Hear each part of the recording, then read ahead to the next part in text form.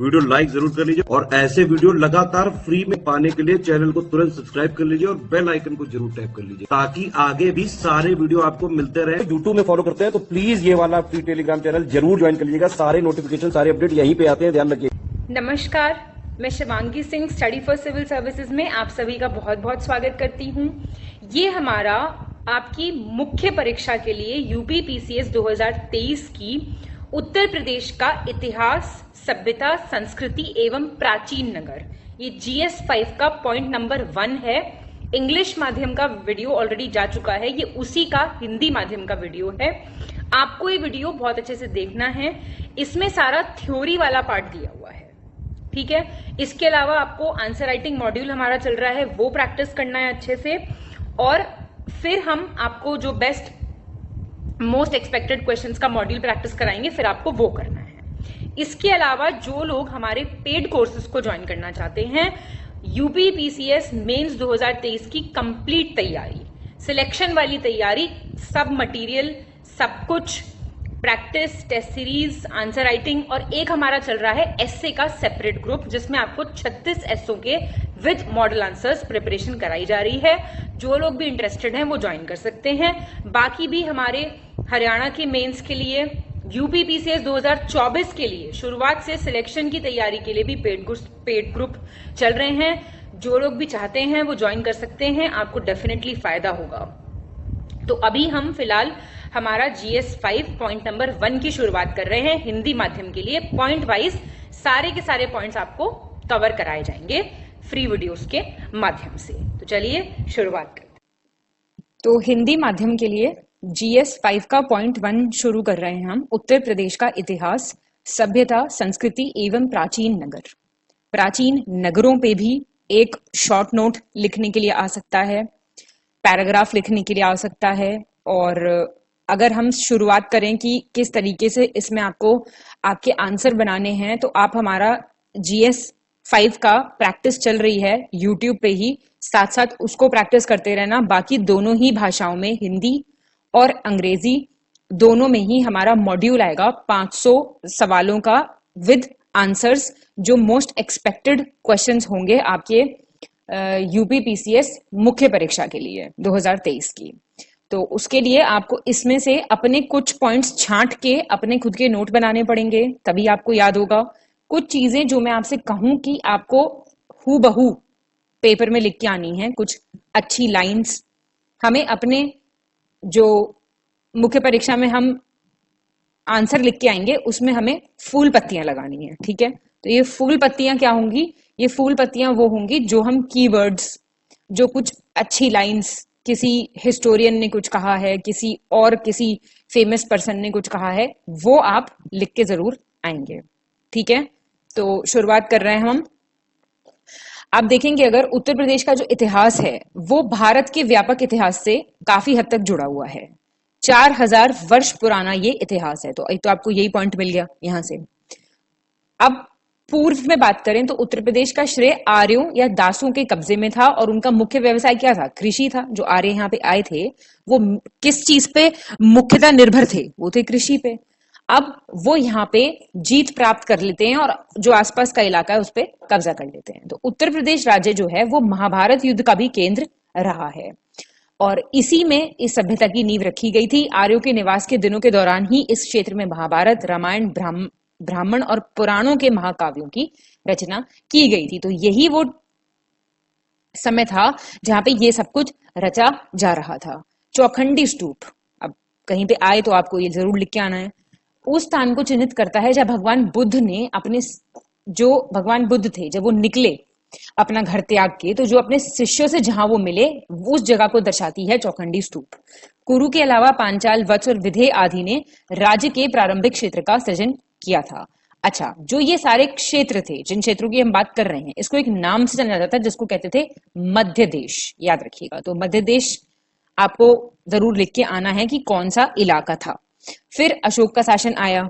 अशोक के शासन काल में क्या होता है? बहुत सारे कल्याणकारी कार्य होंगे, वेलफेयर वर्क्स जिन्हें आप कहते हैं।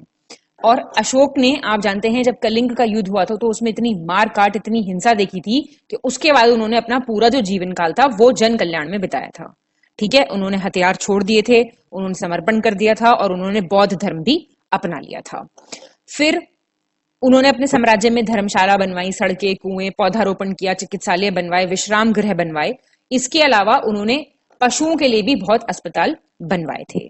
ठीक है, आपको कैसे नोट्स कैसे बनाओगे आप लोग? देखो, पॉइंट डाला, पॉइंट 1, आप बस 4000 पुराना ऐसे एक लाइन लिख लो छोटी सी, आर्य कृषि, ऐसे करके ना जब आंसर फ्रेम करने का नंबर आएगा तो ये सारी चीजें याद आती चली जाएंगी। और फिलहाल तो प्रैक्टिस करके जाओगे, ये आपका पहला चरण है जो यहाँ पे आपको कराया जा रहा है। ठीक है, ये आपको थ्योरी कराई जा रही है। इसके बाद आप प्रैक्टिस करोगे पैरेलल इसके यूट्यूब पे, फिर आपको आंसर कराए जाएंगे। पेड ग्रुप ज्वाइन कर लिया अगर आपने तो आपकी प्रैक्टिस वहां पे बढ़िया हो रही है, नहीं ज्वाइन किया तो आप वीडियो देखते रहो। ठीक है, ऐसे चलेगा काम। अब अनाथ पशुओं की सुरक्षा के लिए उन्होंने देखभाल बनाई। उसके बाद सत्ता आई नंद राजवंश के पास। भारत इतिहास में पहली बार ये एक ऐसा साम्राज्य की स्थापना हुई थी जो कुलीन नहीं था तथा जिसकी सीमाएं गंगा के मैदानों को लांग गई थी। मतलब गंगा प्लेन्स को भी इसने क्रॉस कर दिया था। इसके शासक थे महापद्मनंद, आप जानते हैं। उन्होंने निकटवर्ती सभी राजवंश को जीतकर एक विशाल साम्राज्य, मतलब केंद्रित शासन, इन्होंने सेंट्रलाइज्ड एडमिनिस्ट्रेशन, सेंट्रलाइज्ड एम्पायर की स्थापना इन्होंने की थी।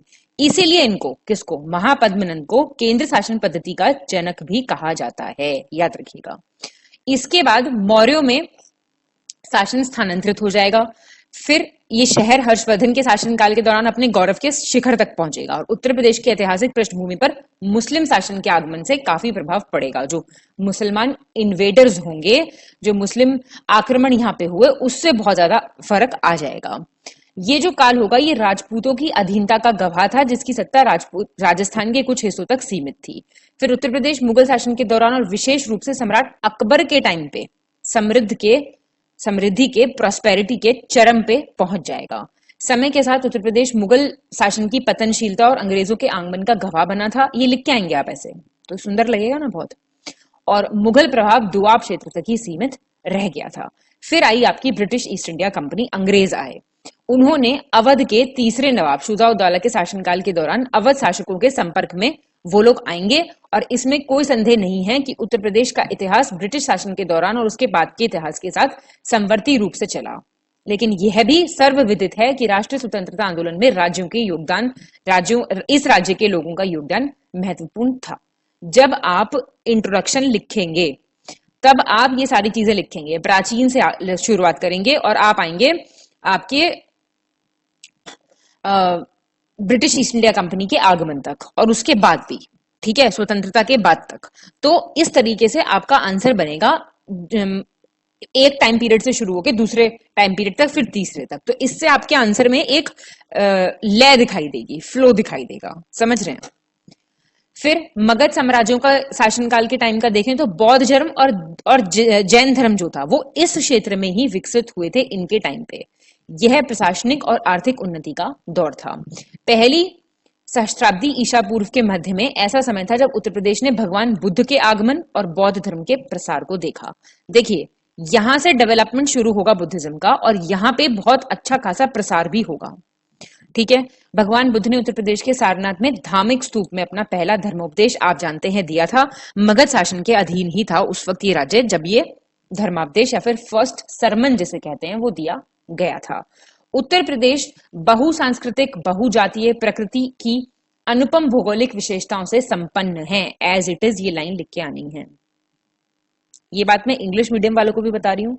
कुछ lines as it is copy करके आनी है आपको, जिससे आपका आंसर यहाँ पे ये नहीं है आपको मैंने समझा दिया, आप अपनी भाषा में समझ गए, आप अपने हिसाब से समझ गए और प्रीलिम्स में आपने मार्क टिक कर दिया। नहीं, ऐसा नहीं है, आपको लिख के आना है यहाँ पे। पहाड़ियां, घाटियां, नदी, वन, विशाल मैदान इसके प्रमुख उदाहरण है, आप जानते हैं इन सबके। और भारत में सबसे बड़ा पर्यटन स्थान माने जाने वाले उत्तर प्रदेश में प्रतिवर्ष 35 मिलियन घरेलू पर्यटक आते हैं। लिख के आइएगा, अच्छा लगेगा। आधे से अधिक विदेशी पर्यटक जो हर साल भारत आते हैं वो कहाँ आएंगे? ताजमहल आएंगे। गंगा नदी वाले इस राज्य में अवश्य आते हैं, ऐसे लिखिएगा आप। उत्तर प्रदेश में आते हैं मत लिखिए, गंगा नदी वाले इस राज्य में आते हैं। देखा, ऐसे अच्छा लगेगा। ठीक है, तो अब ये आगरा के बारे में इसे छोड़ दीजिए आप। दुनिया का 7वां सबसे अधिक जनसंख्या वाला राज्य है। इसकी संस्कृति, इसकी सभ्यता सबसे प्राचीन है। इसे भारत सभ्यता और संस्कृति के उद्गम स्थल के रूप में जाना जाता है, क्योंकि गंगा नदी के आसपास के क्षेत्रों में ही प्राचीन शहर और कस्बों का विकास हुआ था। याद रखिएगा, नदी के किनारे ही सभ्यता पनपती है ज्यादातर बढ़िया तरीके से। किसी भी जगह का आर्थिक विकास उसके भौगोलिक स्थान पे, उसके भौगोलिक विषयों पर निर्भर करता है, याद रखिएगा। ठीक है, economy is directly dependent on geography. और स्वतंत्रता संग्राम में उत्तर प्रदेश वालों ने बहुत महत्वपूर्ण भूमिका निभाई और स्वतंत्रता के बाद भी बहुत लंबे समय तक राजनीतिक रूप से सबसे सुदृढ़ राज्य यह बना रहा था, याद रखिएगा।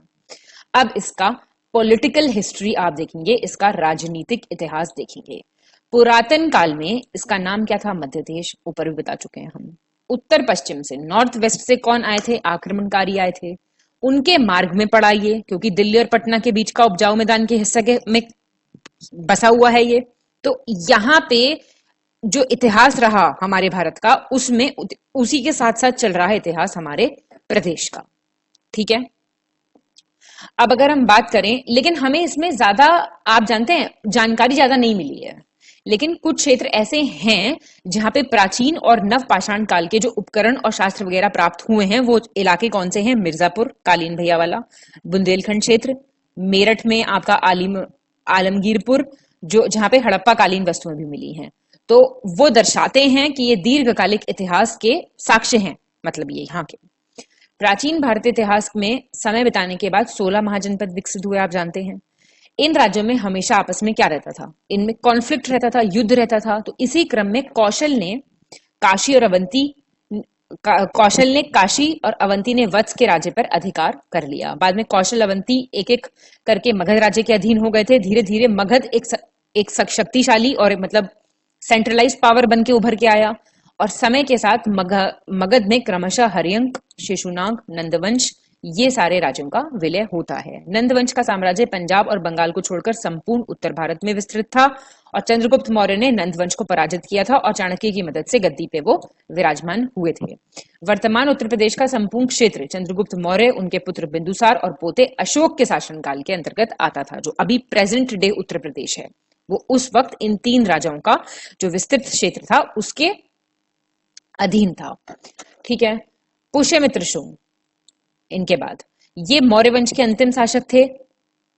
मौर्य वंश के अंतिम शासक नहीं थे, मौर्य वंश के अंतिम शासक बृहद्रथ की इन्होंने हत्या करके स्वयं को मगध गद्दी पे बिठाया था और यहाँ पे शुंग वंश की स्थापना की थी। ठीक है, पतंजलि द्वारा रचित महाभाष्य में साकेत है अयोध्या, इस पे यवनों का, ग्रीक्स का इन्वेड, ग्रीक्स का आक्रमण, यवनों का आक्रमण का उल्लेख मिलता है और बाद में पुष्यमित्र के पुत्र वासुमित्र ने पराजित किया था।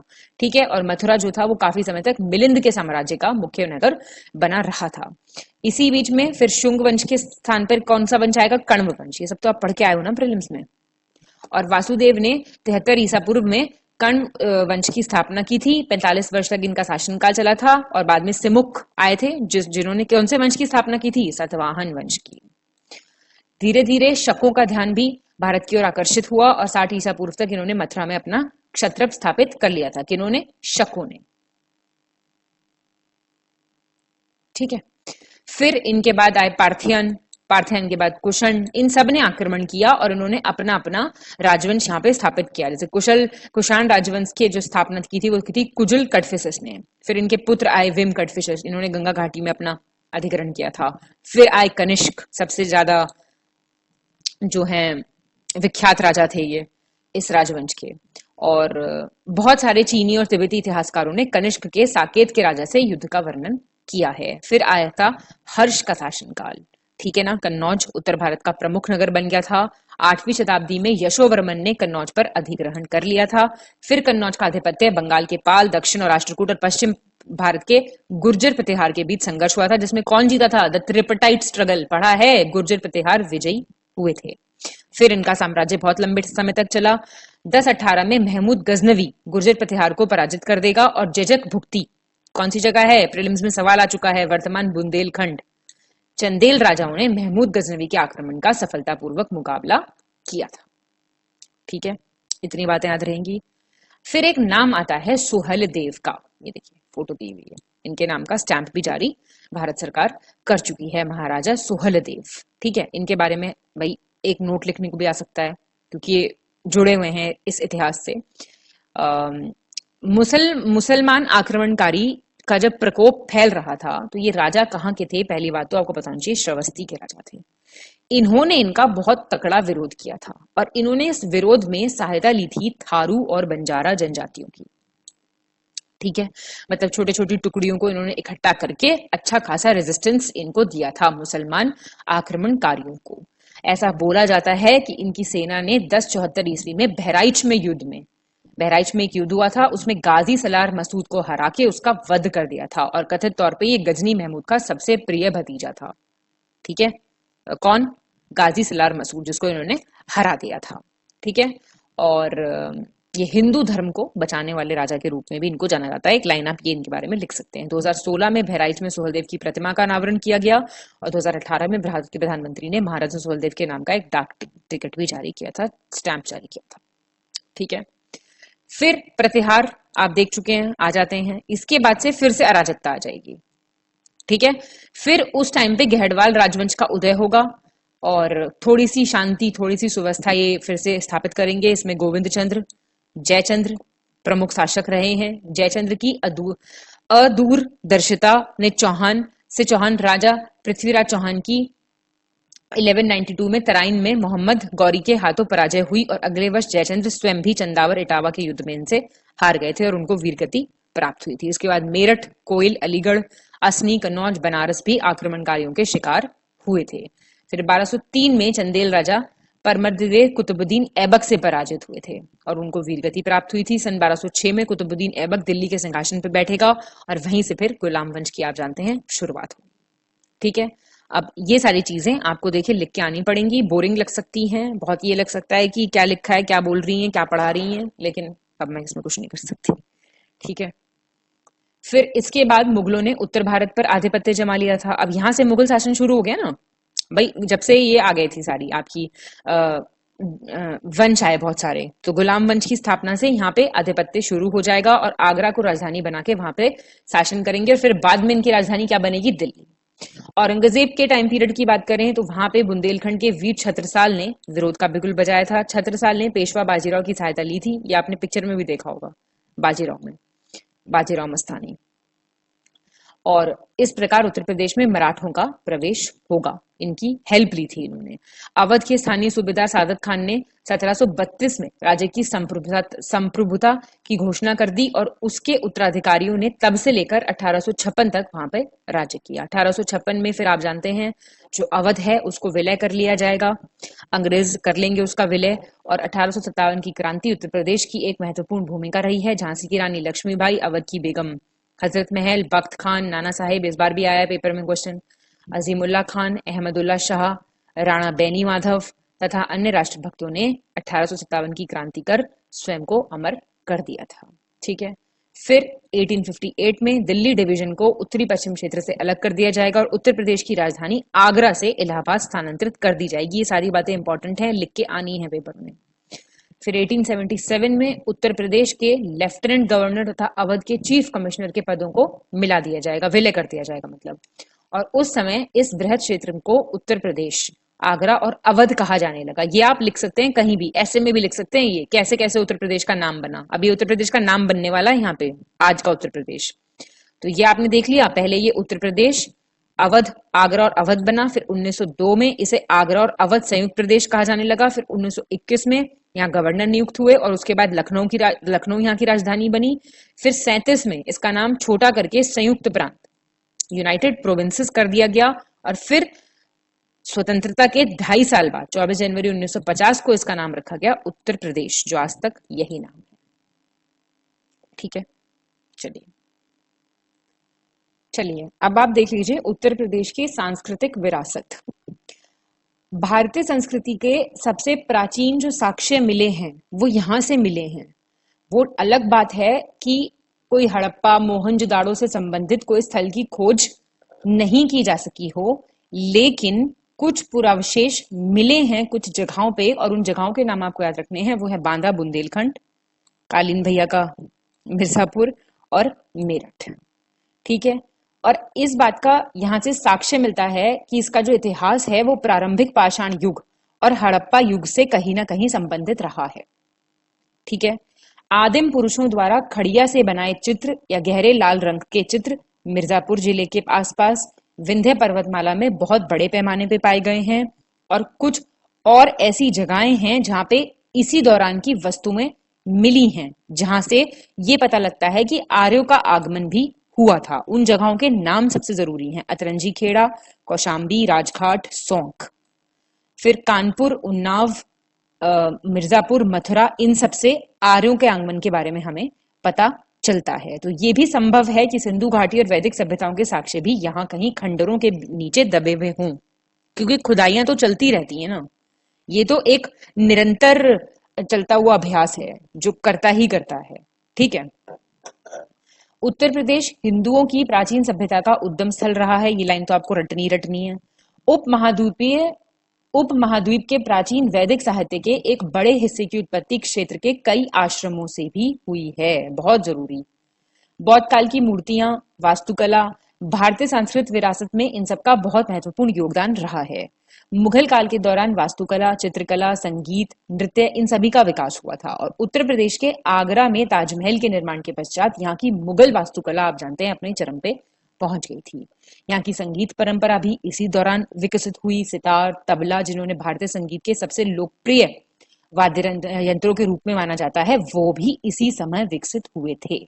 ठीक है, कथक आप जानते हैं उत्तर भारत की शास्त्रीय नृत्य शैली है। कितने हैं शास्त्रीय नृत्य भारत के, बताइए जरा नाम कमेंट करके। तो जो कथक है वो आपका 18वीं सदी में मथुरा और वृंदावन के मंदिरों में भक्ति नृत्य, समझते हैं आप, डिवोशन डांस के रूप में उत्पन्न हुआ था। और हिंदी के जन्म स्थान के रूप में राज्य की आधिकारिक भाषा उत्तर प्रदेश हिंदी साहित्य का एक महत्वपूर्ण केंद्र है। वाराणसी के भारतेंदु हरिश्चंद्र, कोई परिचय की जरूरत नहीं है, हिंदी के उस पारंपरिक रूप के साहित्यिक माध्यम के रूप में प्रस्तुत करने वाले प्रमुख लेखकों में से एक थे। उत्तर प्रदेश में भारतीय संस्कृति और विरासत की जड़ें मिलती हैं। The roots are found here. राज्य ने दुनिया के विभिन्न हिस्सों से विभिन्न शासनों का एक विविध और गतिशील अतीत देखा है, जिसके परिणाम स्वरूप विभिन्न मान्यताओं और परंपराओं का एक सुंदर मिश्रण तैयार हुआ है। फूल पत्ती वाली लाइन मिल गई है। ठीक है, इसे कला, वास्तुकला, साहित्य, कला, इन सबके दृश्यों से आप देख सकते हैं। ताजमहल भगवान श्री कृष्ण का जन्म स्थान, ये बहुत बहुत इंपॉर्टेंट लाइन है, इसे मार्क कीजिए आप। ताजमहल भगवान श्री कृष्ण का जन्म स्थान, वह स्थान जहां भगवान बुद्ध ने निर्वाण प्राप्त किया। भगवान श्री कृष्ण का जन्म स्थान, इसको मथुरा वृंदावन ऐसे करके तो नहीं लिख रहे हैं, थोड़ा सा सजा धजा के लिख रहे हैं। दुनिया को बौद्ध धर्म से परिचित कराया। गंगा, यमुना, सरस्वती की पवित्र नदियों का मिलन स्थल या त्रिवेणी संगम, ये सब अद्भुत स्थान यहाँ पाए जाते हैं। मार्क कीजिए इसको, वेरी इंपॉर्टेंट। ठीक है, तो ऐसे आपको अपना आंसर लिख के आना है। उत्तर प्रदेश, उसका प्राचीन इतिहास। तो हम शुरुआत करेंगे प्राचीन इतिहास की बिल्कुल शुरुआत से। प्रागैतिहासिक काल, प्री हिस्टोरिकल पीरियड, ये जो टाइम पीरियड है हिस्ट्री का, ये वो टाइम पीरियड है जहां से हमें लिखित साक्ष्य कोई प्राप्त नहीं हुए हैं। याद रखिएगा, this is the time period when the history was not written, लिखा नहीं गया था इतिहास। ठीक है, लिखा गया हो, जैसे अब आप जानते हैं हड़प्पन सभ्यता की जो स्क्रिप्ट है वो तक नहीं अब तक हमें पता लग पाई है कि वो लिखा क्या है। ठीक है, मानव सभ्यता का आरंभ कहां से होता है? पाषाण काल से। इसको 3 कालों में विभक्त किया गया है। पुरा पाषाण काल, जिसको आप पेलियोलिथिक एज कहते हैं, मध्य पाषाण मीजोलिथिक एज, और नव पाषाण नियोलिथिक एज।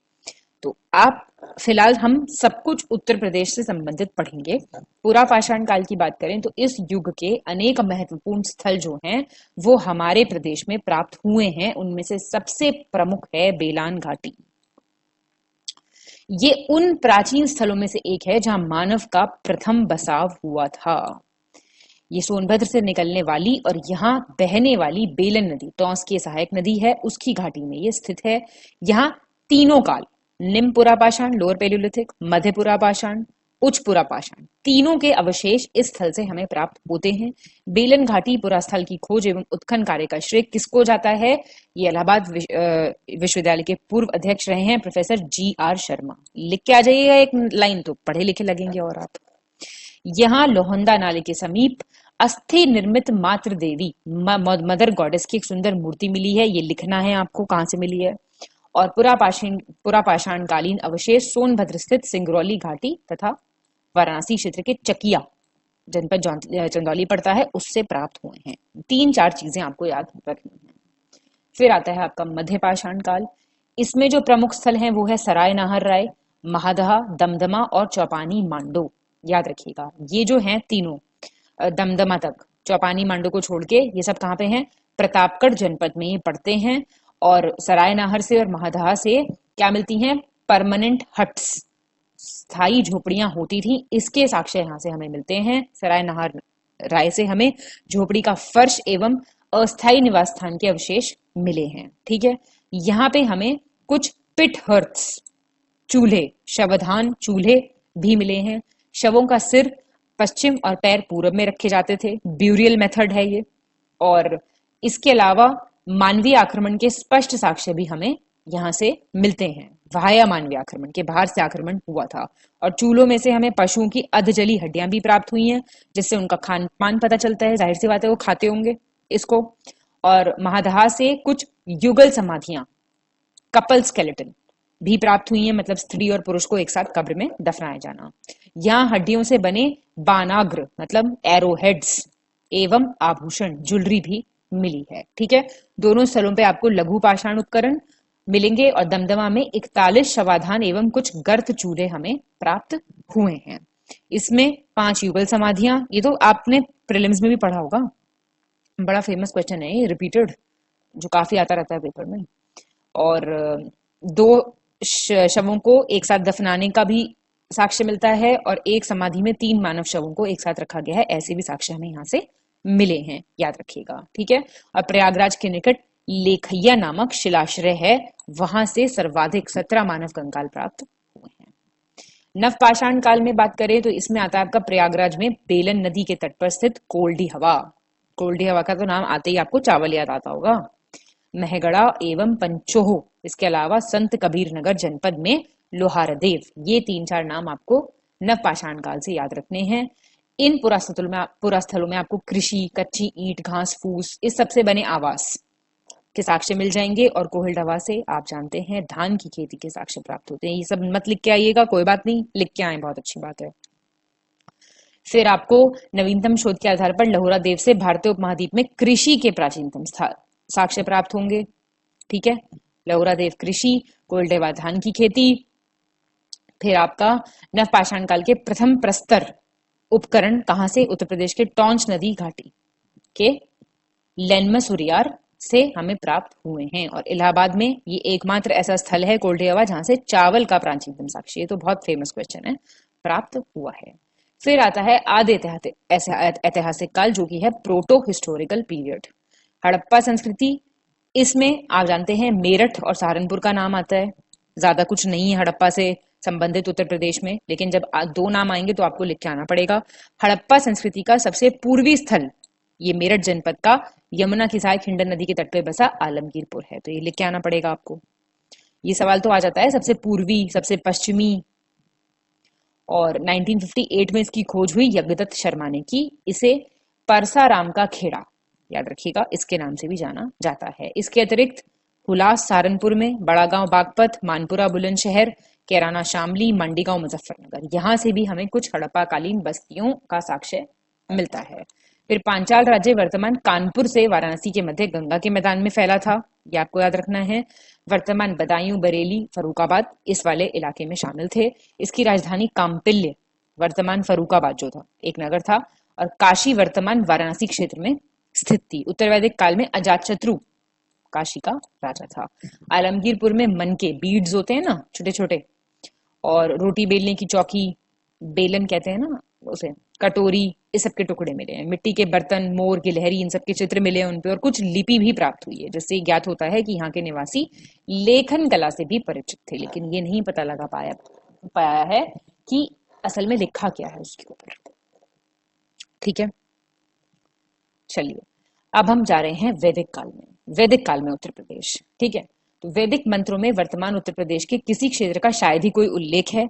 यहाँ तक कि पवित्र नदियां गंगा और यमुना की अवस्थिति भी आर्यों की भूमि के दूर क्षितिज पर ही है। उत्तर वैदिक युग में सप्त सिंधु का महत्व कम हो जाता है और ब्रह्मर्षि देश या मध्य देश का महत्व बढ़ जाता है। उस समय वर्तमान उत्तर प्रदेश का क्षेत्र भारत का एक पवित्र स्थान और वैदिक संस्कृति और ज्ञान का प्रमुख केंद्र बन गया था। वैदिक और उत्तर वैदिक काल में विकसित 16 जनपद, सबसे इंपॉर्टेंट है, ये आपको लिख के ही आना है, उसमें से 8 जो थे वो उत्तर प्रदेश में स्थित थे और उनके नाम प्लीज याद रखिएगा। कुरु, मेरठ दिल्ली वाला इलाका, पांचाल, बरेली, बदायूं, फर्रुखाबाद, सुरसेन, मथुरा वाला, वत्स, प्रयागराज वाला, कौशल, अवध, श्रावस्ती, मल्ल, देवरिया और काशी, वाराणसी और छेदी, बुंदेलखंड। ये जरूर याद रखिएगा कि 16 में से 8 तो हमारे ही क्षेत्र में स्थित थे। ठीक है, और आप जानते हैं जो कुरु पांचाल के लोग थे ये वैदिक संस्कृति के सर्वश्रेष्ठ प्रतिनिधि माने जाते हैं। संस्कृत उत्कृष्टता वक्ता के रूप में भी इन्हें काफी सम्मान प्राप्त हुआ था। इन्होंने स्कूल संस्थान का संचालन जो किया वो काफी सराहनीय प्रयास था इनका। इनका जीवन जीने का ढंग दूसरे राजाओं के लिए भी एक एग्जाम्पल, एक उदाहरण, एक आदर्श के रूप में था। और जो इनका शासनकाल था उसमें ब्राह्मणों को उनकी धर्म प्रयाणता और विद्वता के लिए उच्च सम्मान दिया जाता है। ठीक है, उपनिषदों में पांचाल परिषद का प्रमुखता से उल्लेख है। अश्वमेध यज्ञ के अवसर पर कुरु पांचाल के विद्वान विदेशी राजाओं का दौरा किया करते थे और पांचाल राजा प्रवाहन जयवली स्वयं एक महान विचारक थे जिनकी प्रशंसा ब्राह्मण विद्वान जैसे कि शिलिक, दलभ्य और आपके श्वेत केतु और उनके पिता उद्दालक अरुणी ने भी की थी। मतलब इस दौरान के जो राजा थे वो खुद इतने पढ़े लिखे, इतने विद्वान थे कि जो बहुत बड़े विद्वान थे वो भी उनकी प्रशंसा करते थे। ठीक है, फिर ऐसे ही एक दार्शनिक थे ना, फिलोसोफर किंग, कोई है पॉलिटिकल साइंस का स्टूडेंट, काशी के अजातशत्रु जो थे वो भी एक महान दार्शनिक राजा थे। ठीक है, ये आपको लिखना है। और जितनी भी ये रचनाएं हैं ये मानव कल्पना की उच्च गुणवत्ता का प्रतीक हैं। उपनिषद साहित्य ऋषियों द्वारा उनके आश्रमों में की गई तपस्या का परिणाम थे। इन आश्रमों से कई वर्तमान उत्तर प्रदेश में अवस्थित हैं, जैसे कि उत्तर प्रदेश में भारद्वाज, याज्ञवल्क्य, वशिष्ठ, वाल्मीकि और ऐत्र जैसे प्रख्यात संतों के आश्रम हुआ करते थे और कुछ अन्य ऋषि के आश्रम इस राज्य की सीमा पर स्थित थे। कुछ आरण्य और उपनिषद इस राज्य के स्थित उपरोक्त आश्रम में ही लिखे गए थे। ये आपको लिख के आना पड़ेगा। जनरलाइज देखिए, अब आप मेरी एक बात समझिए, फर्क समझिए दो बातों में। आपको थोड़ा सा पता है और आप एक आंसर फ्रेम कर रहे हैं। देखिए, एक आंसर और एक गुड आंसर दोनों में फर्क होता है। और मेंस आप नहीं लिखेंगे, आप आंसर लिखेंगे तो कोई ना कोई बहुत अच्छा आंसर लिखेगा। बहुत अच्छा आंसर लिखने के लिए मेहनत बहुत करनी पड़ेगी, समझ रहे हैं। आंसर तो आप लिख ही लेंगे जब आप प्रीलिम्स क्लियर करेंगे और आप मेंस की तैयारी करने बैठेंगे तो आंसर तो आप लिख ही लेंगे, लेकिन आपको आंसर सुंदर और अच्छा बनाना है, औरों से अलग बनाना है। वो निर्भर करेगा आपने किस तरीके से अंडरस्टैंड किया है थ्योरी को और किस तरीके से आप पेपर पे उतार पा रहे हैं उसको। बहुत अलग गेम है प्रीलिम्स और मेंस, याद रखिएगा ये चीज। ठीक है, अब आप आएंगे उत्तर वैदिक काल में। ठीक है, अब मैं अक्सर एक बात करती हूं, याद रखिएगा, एक अप्रोच है टेम्पोरल अप्रोच मेंस की आंसर राइटिंग में आपको एक अप्रोच देखने को मिलेगी जिसको कहते हैं हम टेम्पोरल अप्रोच। ज्यादातर याद रखिएगा आप, जो एसे वगैरह होता है वो इस हिसाब से ही चलता है। ठीक है, मतलब टेम्पोरल का मतलब हिंदी में आपको बताऊं तो है काल संबंधी या फिर सामयिक। ठीक है, हिंदी वालों के लिए ये हो जाएगा सामयिक। मेरे ख्याल से क्लियर हो गई ये बात। आपको इस अप्रोच में आंसर लिखना है, हम आपको इस अप्रोच में ही तैयार करवा रहे हैं। देखिए, आप प्राचीन इतिहास से चल रहे हैं, पहले आपको प्रागैतिहासिक काल 1-2 लाइन लिखी, फिर आप आगे बढ़े, फिर प्रोटोहिस्टोरिकल पीरियड, फिर वैदिक, फिर उत्तर वैदिक। ऐसे करते करते हम कहां तक जाएंगे? हम जाएंगे आपके मॉडर्न इंडियन हिस्ट्री तक, स्वतंत्रता संग्राम तक। अब इसको आप कहेंगे सामयिक। ये है एक टेम्पोरल अप्रोच और ये बहुत ही सुंदर अप्रोच है कोई भी आंसर लिखने की। खासकर आपकी एस्से राइटिंग का, आप जानते हैं हमारा पेड ग्रुप चल रहा है जिसमें सिर्फ एस्से प्रिपेयर कराए जा रहे हैं, उसमें आपको ये अप्रोच काफी देखने को मिलेगी। ठीक है, क्योंकि हमने पढ़ाई इस हिसाब से की होती है, तो आप हिस्ट्री, ज्योग्राफी देखिए और पॉलिटी, इन तीनों के जो बेसिक्स हैं आपके, वो आप कहीं भी रेसिप्रोकेट कर सकते हैं। एक तो पॉलिटी के आर्टिकल 1 से 51 तक बिल्कुल रट लो, अब टाइम आ चुका है। प्रीलिम्स तक मैंने कहा था रट लो रट लो रट लो, लेकिन अब उससे आपका आंसर बहुत ब्यूटीफाई हो सकता है, बहुत सुंदर लग सकता है अगर आप कुछ कुछ आर्टिकल्स भी लिख के आते हैं तो। ठीक है, सब प्रैक्टिस कराया जाएगा, सब आपको चीजें बताई जाएंगी। अभी सिर्फ आप थ्योरी प्रिपेयर करने पे थोड़ा सा ध्यान दीजिए, थोड़ा सा मतलब माल पानी तैयार कर लीजिए अपने पास, जिससे फिर चल पाए आप। ठीक है, अब आपका आ गया है उत्तर वैदिक काल। अब उत्तर प्रदेश की सांस्कृतिक विरासत के प्रमाण हमें रामायण और महाभारत की अवधि अर्थात महाकाव्य काल से प्राप्त होते हैं। ये महाकाव्य काल कहलाता है। ठीक है, और रामायण की कहानी कौशल के इक्ष्वाकु वंश और हस्तिनापुर के कुरु वंश के महाभारत के इर्द गिर्द घूमती है। स्थानीय लोगों का दृढ़ विश्वास है कि रामायण के लेखक महर्षि वाल्मीकि का जो आश्रम है वो ब्रह्मवर्त कानपुर जिले के पास बिट्ठूर में स्थित था, और ये नैमिषारण्य में के परिवेश में था, जिन्होंने महाभारत की कहानी उसी अनुसार सुनाई जैसे कि उन्होंने व्यास जी से सुनी थी। तो ऐसी बहुत ही दृढ़ मान्यता है। कुछ स्मृतियां पुराण भी उत्तर प्रदेश में ही लिखे गए थे। फिर आप जानते हैं गौतम बुद्ध, महावीर, मक्खलीपुत्र गोसाल, ये सब विचारक थे जो उत्तर प्रदेश में जिन्होंने क्रांति लाई थी। और इसमें से श्रवस्ती के निकट श्रवण में पैदा हुआ मक्खलीपुत्र गोसाल आजीविका संप्रदाय है ना, उसके संस्थापक भी थे। ठीक है, अच्छा, आजीविका जो संप्रदाय वाले लोग हैं, आजीविका सेक्ट, वो क्या मानते हैं, किस चीज में बिलीव करते हैं, वो जरा मुझे एक लाइन में कमेंट करके बताइए, तो इससे ये पता लगेगा कि आपको ये बेसिक टर्म्स पता हैं कि नहीं पता है। ठीक है, बताइए मुझे कमेंट करके। फिर आप जानते हैं 24वें जो तीर्थंकर थे भगवान महावीर, उनका जन्म बिहार में हुआ था, लेकिन उत्तर प्रदेश में भी उनके अनुयायियों की एक बहुत बड़ी संख्या मानी जाती है। इसमें 2 बार जब बरसात का मौसम होता था तो जो ये जैन धर्म के प्रचारक वगैरह होते थे ना, तो ये रुक जाते थे एक जगह पे। तो ऐसे ही बरसात में ये यूपी में रुके थे, एक बार श्रवस्ती में और फिर देवरिया के पास पंडरौना में। ये लिख के आएंगे आप। ठीक है, पावा उनका अंतिम विश्राम मृत्यु स्थल था।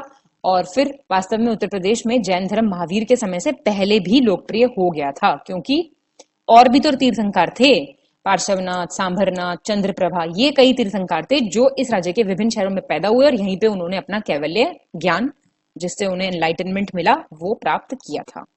ठीक है, बस इतना ध्यान रखना है। और एक जैन स्तूप के अवशेष भी मथुरा के कनकली टीला के पास जो है खुदाई के बाद प्राप्त हुए हैं, जबकि प्रारंभिक मध्य युग में निर्मित जैन मंदिर अभी भी देवगढ़, चंदेरी और अन्य स्थानों में संरक्षित हैं। मतलब 24वें तीर्थंकर जब आए उससे पहले से जैन धर्म का यहाँ पे प्रचार हो चुका था। ठीक है, फिर महात्मा बुद्ध के युग में उत्तर प्रदेश कैसा था? बौद्ध धर्म के संस्थापक आप जानते हैं गौतम बुद्ध, इनका जन्म नेपाल के लुम्बिनी में हुआ था। इनके पिता कौन थे? राजा शुद्धोधन। ये सब तो आपको बिल्कुल रटा होना चाहिए। एक छोटे से राजे कपिलवस्तु के शासक हुआ करते थे। इनकी मदर थी माया, वो एक छोटे और राजे देवदा, अब जो देवरिया जिले में है, उस शासक परिवार से उनका ताल्लुक था। धामेक स्तूप कहाँ पे? भारत के उत्तर प्रदेश के वाराणसी में सारनाथ में स्थित एक विशाल स्तूप है। और इन स्तूपों की उत्पत्ति पूर्व बौद्ध तुमली के रूप में हुई है, जिसमें तपस्वियों को एक बैठने की स्थिति में दफनाया जाता था, जिसे हम बोलते थे चैत्य। चैत्य और विहार पढ़ा है आपने? वो बुद्ध के परिनिर्वाण के बाद जो उनके अवशेष थे, उनका अंतिम संस्कार किया गया। उसके बाद उसको 8 टीलों में, 8 अर्न्स, 8 वेसल्स में विभाजित कर दिया गया और उनको अलग अलग जगहों पे दफनाया गया था। इसके अलावा 2 और टीले थे जिसमें कलश और अंगारे ढक के उनको दफनाया था।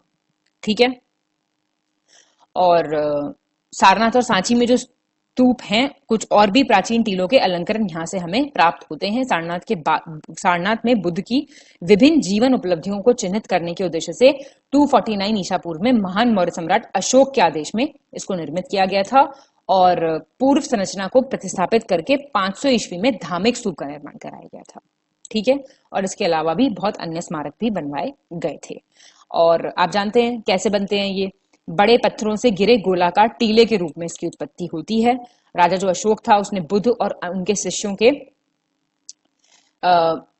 कैल्कुलाइड हड्डी और अन्य अवशेषों के छोटे छोटे टुकड़ों को स्थापित करने के लिए स्तूपों का जो निर्माण कराया था। बेसिकली मतलब जो रिमेन्स रह गए थे ना बुद्धा के, उनको दफनाने के लिए स्तूप बने। ठीक है, फिर इस स्थल के पास एक अशोक स्तंभ भी है जिसपे गुदा हुआ है शिलालेख। धामेक स्तूप के माध्यम से उस स्थान को चिन्हित किया गया है। ऋषि पट्टन, अभी नीचे पढ़ेंगे भी हम पूरा इसके बारे में, जिसका अनुवाद जहां ऋषि पहुंचे, के रूप में किया जा सकता है, जहां पे बुद्ध के ज्ञान प्राप्त करने के बाद कौंडिन्य के नेतृत्व में अपने पहले 5 शिष्यों को प्रथम उपदेश दिया था ऋषिपट्टनम में। ठीक है। फिर वर्तमान आकार में स्तूप ईंटों और पत्थरों का एक ठोस सिलेंडर है, सिलेंड्रिकल है शेप इसकी, कितनी ऊंचाई है कितनी नहीं है मत लिखना, हल्का सा डायग्राम बना के आ सकते हो तो नेट पे 2-4 सिंप्लीफाइड डायग्राम देख सकते हो, वो बना देना। ठीक है। और ये सारनाथ की सबसे विशाल संरचना है। इसकी दीवार पर मनुष्य और पक्षियों के नक्काशीदार आकृतियां आपको ब्राह्म लिपि में लिखे हुए शिलालेख भी मिल जाएंगे। बुद्ध ने बिहार के बोधगया में आप जानते हैं ज्ञान प्राप्त किया था। ठीक है। लेकिन यह उत्तर प्रदेश के सारनाथ के पास इसी पट्टनम या मृगदाव में उन्होंने अपना पहला उपदेश दिया था। द डियर पार्क सारनाथ गए हो, वहां पे उन्होंने अपने आदेश की नींव रखी थी। ठीक है। तो सारनाथ को धम्म और संघ का जन्म स्थान होने का गौरव प्राप्त है। ये बौद्ध धर्म की प्रमुख पवित्र त्रिमूर्ति द होली ट्रिनिटी के 2 तत्व हैं, जिसमें से तीसरा स्वयं बुद्ध है। लिख के आना है, इंपॉर्टेंट लाइन। और उत्तर प्रदेश में महात्मा बुद्ध की जीवनी से संबंधित अन्य प्रमुख स्थानों में कुशीनगर एक नाम आता है, जहां पे उन्होंने महापरिनिर्वाण प्राप्त किया था। ठीक है। इसके अलावा कोसल की राजधानी श्रावस्ती शंक्याश्र संकिसा एटा के पास है, यहाँ भी उनके जीवन की कुछ उल्लेखनीय घटना घटित हुई थी। ठीक है। तत्कालीन उत्तर प्रदेश के अंतर्गत आने वाले कई राज्यों के शासक बुद्ध की शिक्षाओं से काफी प्रभावित थे। इतनी बात क्लियर हो गई। अब राज्य के लोग भी महात्मा बुद्ध के प्रति प्रेम और भक्ति दिखाने में पीछे नहीं रहे हैं। बुद्ध का अधिकांश मठवासी जो था जीवन, वो कहाँ था? उत्तर प्रदेश में ही व्यतीत हुआ था। लिख सकते हैं आप ये लाइन, अच्छी लाइन। अब देखिए, प्लीज ये कमेंट मत करिएगा कि इसके अतिरिक्त, इसके अलावा आप कुछ और नहीं पढ़ा रही हैं। आप इतना तो जरा पढ़ के आंसर लिख दीजिए, तो मैं आपको इसके अलावा भी और 10 चीजें पढ़ा दूंगी। हम सर के इंस्ट्रक्शंस पे काम कर रहे हैं, समझ रहे हैं आप? ज्ञान सर का फॉर्मेट है ये। पहले आपको थ्योरी पढ़ाई जाएगी, साथ साथ आपको आंसर राइटिंग प्रैक्टिस कराई जाएगी। उसके बाद आप टेस्ट सीरीज ज्वाइन कीजिए, आप आंसर राइटिंग करिए, पैरेलल चलाते रहिए। उसके बाद आपको 500 बेस्ट मॉड्यूल क्वेश्चंस और आंसर्स का फॉर्मेट दिया जाएगा, यूट्यूब पे सबके लिए फ्री कराया जाएगा वो। तो इस हिसाब से आपको अपनी पढ़ाई करनी है। तो प्लीज मेरा अनुरोध रहेगा सबसे कि इस फॉर्मेट को आप प्लीज फॉलो करें, अपने मेंटोर्स पे भरोसा करें। जिसका मटेरियल आप खोल के बैठे हैं ना, देखिए, या तो आप वीडियो खोलिए ही मत, लेकिन जब आप वीडियो खोल लेते हैं तो इसका मतलब आपका विश्वास का पहला चरण उठ गया है, आप चल पड़े हैं उस रास्ते पे। तो अब उस रास्ते पे जरा बने रहिए बस आप। ठीक है, चलिए अब इतना लिख देंगे आप तो सही रहेगा शुरू से लेके आखिर तक।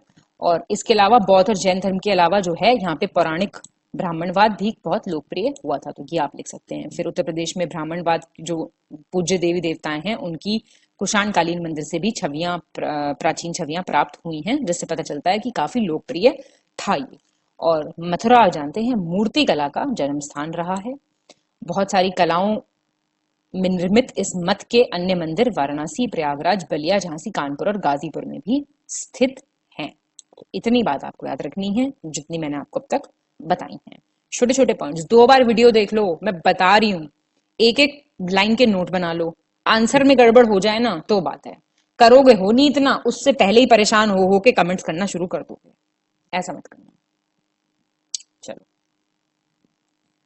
अब आप देखो उत्तर प्रदेश के धार्मिक और सांस्कृतिक इतिहास का निर्माण कैसे होता है। महात्मा बुद्ध के समय अयोध्या, प्रयागराज, वाराणसी, मथुरा और इन सब शहरों में भारत में धार्मिक और सांस्कृतिक इतिहास का निर्माण शुरू हो रहा था। काफी महत्वपूर्ण भूमिका ये शहर निभा रहे थे। आज भी आप बहुत अच्छे से जानते हैं कि बहुत ही अच्छे धार्मिक शहर हैं और अच्छी बढ़ोतरी हो रही है और बढ़िया काम हो रहा है इन सब जगहों पे। तो इनका ऐसा इतिहास रहा है। इस क्षेत्र पे शासन करने वाले कई राजा, उनके द्वारा किए गए वैदिक अनुष्ठान और उनके द्वारा शिक्षा को दिए गए संरक्षण के कारण जो है वो अमर रहे थे। अब जाहिर सी बात है, जहां पे धार्मिक स्थलों का निर्माण होगा वहां धार्मिक शिक्षा का भी बहुत अच्छा निर्माण होगा। अश्वघोष, ये नाम आपको लिख के आने हैं। अश्वघोष, कालिदास, बाण, मयूर, दिवाकर, वाकपति, भवभूति, राजशेखर, लक्ष्मीधर, श्रीहर्ष और कृष्ण मिश्र, ये सब नाम याद रखिएगा। 2-4 भी लिख के आएंगे तो सही रहेगा। इन विद्वानों से जो ये राजा थे विभिन्न, ये सुशोभित रहते थे। इनके जो राज दरबार होते थे उसमें ऐसे ऐसे विद्वान बैठते थे। प्रसिद्ध इतिहासकार युआन चुआंग, इनका कहना है कि प्लीज ध्यान दीजिएगा यहाँ पे, उत्तर प्रदेश के लोग भाषा में पारंगत थे और वो इसे सही ढंग से बोलते थे। यहाँ उच्चारण देवों की तरह सुंदर, श्रवण योग्य और स्पष्ट था। ये लाइन जरूर लिखनी है।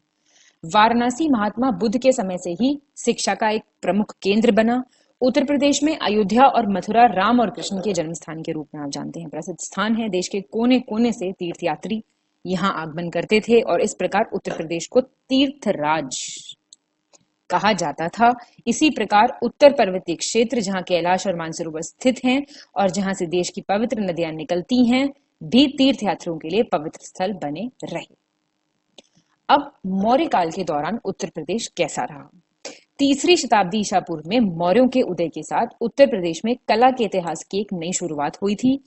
ऐसा कहा जाता है कि जो अशोक ने सारनाथ और कुशीनगर का दौरा जब किया और व्यक्तिगत रूप से इन 2 पवित्र स्थानों पर स्तूप निर्माण का आदेश, स्तूप और विहार जो है वो बनवाए, तो इनका जो महत्व था वो अपने आप बहुत ही बढ़ गया। वर्तमान में इन दोनों स्थानों में से कोई भी साक्ष्य उपलब्ध नहीं है इन दोनों का, लेकिन सारनाथ, प्रयागराज, मेरठ, कौशाम्बी, सकिंसा, वाराणसी, यहाँ पे पत्थर के स्तंभों के अवशेष हमें उत्तर प्रदेश के मौर्य काल के दौरान के मिलते हैं, जहां से हमें उस काल की उत्कृष्टता का बोध होता है। यहाँ पे अशोक के सभी स्तंभ चुनार पत्थर से निर्मित थे और सारनाथ का जो शेर स्तंभ है वो निसंदेह मौर्य कला का एक उत्कृष्ट उदाहरण है। आप जानते हैं ये हमारा नेशनल एम्बलम भी है, इसी से हमने अडॉप्ट किया है। प्रसिद्ध इतिहासकार विंसेंट स्मिथ लिखते हैं, अब जब कोई लिखता है तो उस पर ध्यान देना पड़ेगा आपको, किसी भी देश में प्राचीन पशु मूर्ति कला का ऐसा उदाहरण मिलना मुश्किल होगा जो सारनाथ की इस कलात्मक अभिव्यक्ति से बेहतर या उसके समतुल्य हो, क्योंकि इससे सफलतापूर्वक यथार्थवादी व्यवहार की आदर्शवादी गरिमा के साथ तुलना की जा सकती है। थोड़ी भारी भरकम हिंदी है लेकिन लिखनी तो पड़ेगी, ठीक है। मौर्य काल में मथुरा कला का उद्भव हुआ था, आप जानते हैं ये महत्वपूर्ण केंद्र था। उत्तर प्रदेश में यक्ष और यक्षिणी, क्लास 11 की अगर किसी ने एनसीईआरटी देखी है फाइन आर्ट्स की, तो उसमें आपको ये मूर्तियां देखने को मिल जाएंगी। बहुत बड़ी बड़ी मूर्तियां होती थी। ये आपको परखम, बुराड़ा, झिंग, किसनगर और कुछ और जगहों से प्राप्त होती है। 3 नगर याद रखना।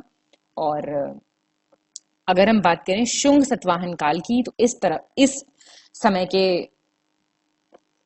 इस समय में भी उत्तर प्रदेश में कलात्मक गतिविधियां काफी प्रचलन में थी। सारनाथ के खंडरों से प्राप्त बड़ी संख्या में स्थापत्य प्रमाणों में हमें इस अवधि के दौरान बने भवनों के निर्माण की जानकारी मिलती है और इस काल में निर्मित एक अर्धवृत्ताकार मंदिर के अवशेष के नाम पर अब केवल इसकी नींव की दीवार रह गई है। उन दिनों Mathura, Bharhut, Sanchi school of art का एक प्रमुख केंद्र हुआ करता था और उपरोक्त स्कूलों के कई महत्वपूर्ण नमूने हमें यहाँ से प्राप्त होते हैं। अशोक के स्तंभ पूरे भारतीय उपमहाद्वीप में फैले हुए अखंड स्तंभों की एक श्रृंखला आप जानते हैं, सीरीज है। अशोक के जितने भी पिलर्स रहे हैं, जिनका निर्माण मौर्य सम्राट अशोक ने अपने शासनकाल के दौरान ही करवाया था। इनका बेटा बेटी हिंदुस्तान से बाहर भी जाते थे, वो धम्म फैलाना था ना इन्हें हर जगह। और इन्होंने अपने स्वयं के स्तंभों का वर्णन करने के लिए धर्म स्तंभ अर्थात धर्म के स्तंभ शब्द का प्रयोग किया है, ठीक है। और इसमें अधिकांश जो हमें मिलते हैं वो मौर्य काल में उपयोग की जाने वाली एक प्रसिद्ध पॉलिश के साक्ष्य मिलते हैं। वो उस दौरान वो पॉलिश यूज होती थी जो इन स्तंभों पे हमें देखने को मिलती है। अशोक द्वारा बनवाए गए स्तंभों में से 20 स्तंभ के प्रमाण अभी भी उपलब्ध हैं, जिनकी दीवारों पर अंकित शिलालेख भी शामिल हैं। इनमें से 2 स्तंभ फिरोज शाह तुगलक द्वारा दिल्ली स्थानांतरित कर दिए गए थे। अशोक के स्तंभ भारत के सबसे प्राचीन पत्थर मूर्तिकला अवशेषों में शामिल हैं, याद रखिएगा। और इसके अलावा एक स्तंभ जो पाटलिपुत्र से प्राप्त हुआ है वो संभवतः इससे पहले का माना जाता है। ऐसा माना जाता है कि 3री शताब्दी ईसा पूर्व से पहले प्रसिद्ध भारतीय वास्तुशिल्प निर्माण के लिए पत्थर के बजाय लकड़ी, आप जानते हैं अशोक का खुद का महल भी लकड़ी से निर्मित था। मतलब कई महल थे, उनमें से एक जो था वो लकड़ी का बना हुआ था। तो जो ये स्तंभ हैं, इनके अंश में जो प्रयुक्त पत्थरों को फारसी या यूनानियों के साथ मिलाकर अपनाया गया होगा। 1950 में सारनाथ के स्तंभ से प्राप्त अशोक की सिंह राजधानी को भारत के राष्ट्रीय चिन्ह, नेशनल एम्बलम के रूप में भी अपनाया गया था। जानते हैं आप ये बात अच्छे से, ठीक है। यहाँ पे फोटो दी हुई है। अशोक के सभी स्तंभ बौद्ध मठ, बुद्ध के जीवन, इन सबके तीर्थ स्थानों पे ये बनाए गए हैं और इन कुछ स्तंभों में भिक्षु और भिक्षुओं से संबंधित शिलालेख भी प्राप्त होते हैं। इन स्तंभों पे ना कुछ जानकारियां आपको मिलती हैं कि अशोक का पशुओं को लेके क्या विचार रहा है, अशोक का मतलब जो जितने भिक्षु थे, भिक्षुणियां थी, उनके लिए क्या क्या कोड ऑफ कंडक्ट, क्या क्या नियम कानून थे, ये सब हमें इनके शिलालेखों से ही प्राप्त होता है। तो ये एक जानकारी का भी विषय है। जो ये पिलर्स है ना, ये लिटरेरी सोर्सेस का भी एक माध्यम है, ठीक है, साहित्यिक एक स्रोत भी है जिससे हमें उस जगह के इतिहास के बारे में पता चलता है। फिर कुछ स्तंभ ऐसे भी हैं जिन्हें अशोक की यात्रियों की स्मृति में बनवाया गया था। इनके प्रमुख स्तंभ वर्तमान बिहार, उत्तर प्रदेश, मध्य प्रदेश, हरियाणा जैसे कुछ राज्यों में मौजूद हैं, ठीक है। अब हम आ गए हैं मध्यकालीन युग में। उत्तर प्रदेश को हम देखेंगे मध्यकालीन युग में। अब मध्यकालीन युग में जो उत्तर प्रदेश रहा है, यहाँ पे उदारवादी लिबरल ट्रेडिशंस का जो है विकास होगा।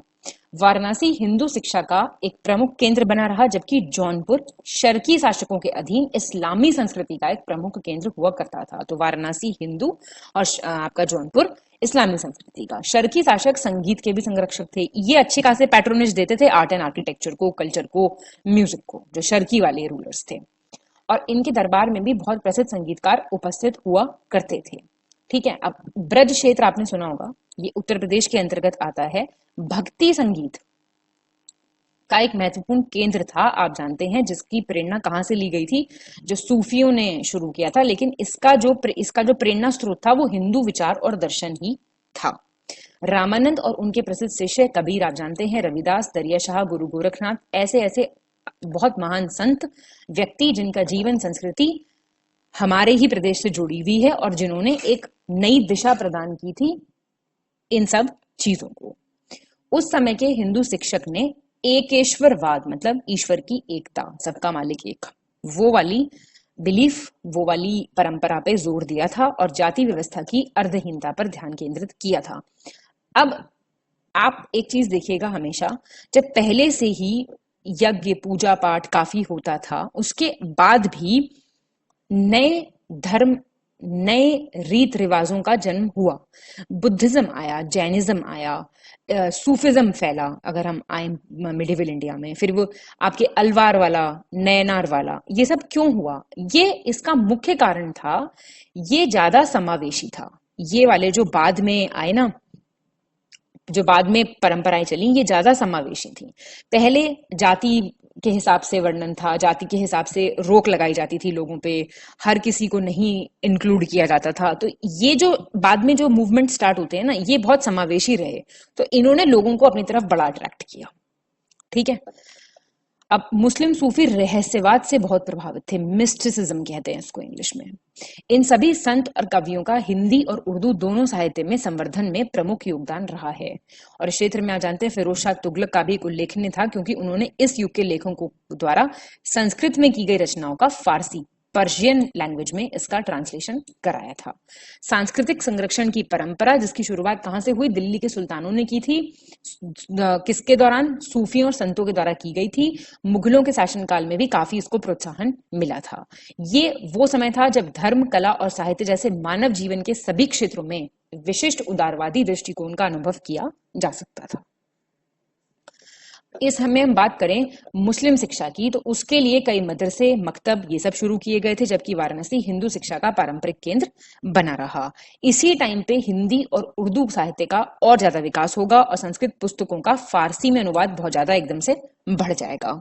तुलसीदास, सूरदास, नाम ध्यान दीजिएगा, तुलसीदास, सूरदास, केशवदास, भूषण, मलिक मोहम्मद जायसी, रसखान, मतीराम, घनानंद, बिहारी, देव, गिरधर, ये सब ऐसे थे जिन्होंने, बहुत महान कवि थे ये, जिन्होंने यूपी उत्तर प्रदेश को गौरवान्वित किया है, ठीक है।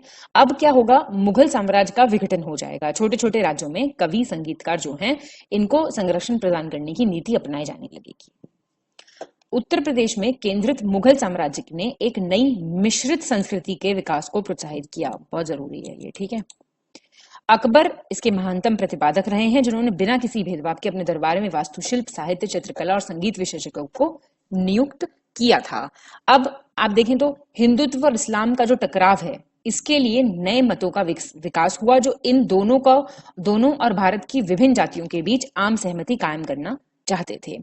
भक्ति आंदोलन के संस्थापक रामानंद, जिनका ये दावा था कि मुक्ति लिंग या जाति पर आश्रित नहीं है और सभी धर्मों के बीच अनिवार्य एकता की शिक्षा देने वाले कबीर ने उत्तर प्रदेश में मौजूद धार्मिक सहिष्णुता, रिलीजियस टॉलरेंस के खिलाफ अपनी लड़ाई केंद्रित की थी। 18वीं शताब्दी में मुगलों के पतन के साथ ही ये जो मिश्र संस्कृति थी, इसका केंद्र दिल्ली से लखनऊ हो गया, जो अवध वर्तमान अयोध्या के नवाब के अंतर्गत था। और यहाँ पे सांप्रदायिक स्वभाव का माहौल था, जिसकी वजह से कला, साहित्य, संगीत और काव्य का काफी विकास और उत्कर्ष हुआ। अवध जो है वो आप जानते हैं वर्तमान भारतीय राज्य उत्तर प्रदेश का एक क्षेत्र और प्रस्तावित राज्य है, जिसे स्वतंत्रता से पहले आगरा और अवध के संयुक्त प्रांत के रूप में इसको जाना जाता था। 16वीं शताब्दी में मुगल सम्राट अकबर के अधीन 12 मूल सूबों में से ये एक था और 1722 के आसपास एक वंशानुगल सहायक राज्य बन गया, जिसकी प्रारंभिक राजधानी फैजाबाद थी और सादत अली खान इसके पहले सूबेदार नवाब बने थे। अब इसकी जो सीमा थी वो दक्षिण पश्चिम में गंगा दुआब, उत्तर पश्चिम में आपका रोहिलखंड वाला इलाका और उत्तर में नेपाल, पूर्व में भोजपुर, पूर्वांचल, यहाँ से इसकी जो सीमाएं थी वो लगती थी। तो यहाँ जो भाषा बोली जाती थी वो कौन सी कहलाएगी? अवधी। और 18वीं शताब्दी में अवध जो था एक स्वशासी राज्य था, इंडिपेंडेंट ये किंगडम था और इसका उदय होता है मतलब बहुत सारे राज्यों का। मैं आपको पहले भी बता चुकी हूँ, कोई सेंट्रल पावर है, बहुत मजबूत है। तो आप देखेंगे कि जो ये रीजनल राज्य हैं या स्वशासी राज्य हैं, इनका उदय नहीं हो पाएगा जब सेंटर मजबूत है। तो जब सेंटर थोड़ा सा वीक पड़ेगा ना, तो लोग बाग यहां से अपनी पावर्स अपने हाथ में लेने की कोशिश करेंगे और इसमें से कुछ थोड़े से बड़े और इंपॉर्टेंट भी बन जाएंगे। ठीक है, चलिए अब मुगल साम्राज्यवादी व्यवस्था में आप देखेंगे अवध जो था एक इंपॉर्टेंट फैक्टर रहा है, एक इंपॉर्टेंट घटक रहा है। मुगल बादशाहों ने दोनों प्रांतों में नाजिम और दीवान जैसे भाई बड़ी काफी अच्छी पोस्ट्स इसमें सीधी भर्ती की जाती थी, उत्तराधिकारी भर्ती होते थे। और 18वीं शताब्दी में एक क्षेत्रीय राजनीतिक व्यवस्था के रूप में अवध का उदय आर्थिक और भौगोलिक दोनों कारकों द्वारा समर्थित था। भाई लोकेशन भी इसकी ऐसी थी, स्ट्रेटेजिक लोकेशन पे था अवध। और भाई मैंने आपको बताया ज्योग्राफी अच्छी होगी तो इकोनॉमी तो अपने आप अच्छी हो ही जाएगी। तो यहां नाम आएगा आपका सादत खान का, जैसे बुरहान उल मुल्क के नाम से भी जाना जाएगा। अवध की स्वायत्त रियासत के ये संस्थापक थे। ये शिया संप्रदाय से बिलोंग करते थे। सैयद बंधुओं के खिलाफ इन्होंने एक साजिश में शामिल होने के परिणाम स्वरूप उन्हें एक अतिरिक्त मनसब से सम्मानित किया गया था, मतलब हाई रैंक मिली थी इनको। और दरबार से बाहर निकाले जाने के बाद जिन्होंने एक नया संप्रभु सोवरेन स्टेट स्टैब्लिश किया था, खुद को मतलब बनाने के लिए इन्होंने मतलब ही वॉज कंपेल्ड, उन्होंने खुद को मजबूर महसूस किया। ठीक है, नादिर शाह के दबाव के कारण जिसने उससे बड़े इनाम की मांग की, सादत ने खुद को प्रतिबद्ध कर लिया था। अब बंगाल के नवाब शुजाउद्दौला, इनकी संयुक्त सेना आप जानते हैं बक्सर के युद्ध के बाद क्या हुआ था, यहाँ पे अंग्रेजी प्रभुता का आरंभ हुआ था। बक्सर के युद्ध के बाद इन्होंने अपने पैर यहाँ पे जमा लिए थे। ठीक है, तो यहाँ पे अवध के नवाब की बड़ी छीछी हुई थी, इनकी प्रतिष्ठा को गंभीर रूप से कमजोर कर दिया गया था। आप जानते हैं इलाहाबाद की संधि हुई थी, इसमें अवध को ब्रिटिश महाजाल में लाके खड़ा कर दिया था और इसी संधि में शुजाउद्दौला को अवध को उचित रखने की अनुमति दी गई थी, लेकिन कोड़ा और इलाहाबाद जो है वो मुगल बादशाह को दे दी गई थी। 2 संधि हुई थी ना इलाहाबाद की, तो 1775 में, और उसके बाद नवाबी की जो भेदता थी उस पर विशेष ध्यान दिया गया था। अब इसी टाइम में क्या हो रहा था, नए दरबार नई राजधानी लखनऊ, राजधानी को फैजाबाद से स्थानांतरित कर दिया गया था कि इर्द गिर्द केंद्रित एक प्रांतीय सांस्कृतिक पहचान का उदय पहले की तुलना में अधिक दिखाई देने लगा था। लॉर्ड वेलेस्ली 1798 में आया था इसने अवध व्यवस्था को खारिज कर दिया था और इसके स्थान पे अधिक अग्रगामी नीति की जो है शुरुआत कर दी थी। इनके विचार पे जो विलय हुआ था वो ये बहाना था कि बढ़ी हुई वित्तीय मांगों का भुगतान करने में ये असमर्थ हैं और नवाब ने इसकी घोषणा का इस्तेमाल किया है। तो अवध को जो है इन्होंने विलय कर दिया था इस दौरान। ठीक है, तो ये आपने मध्यकालीन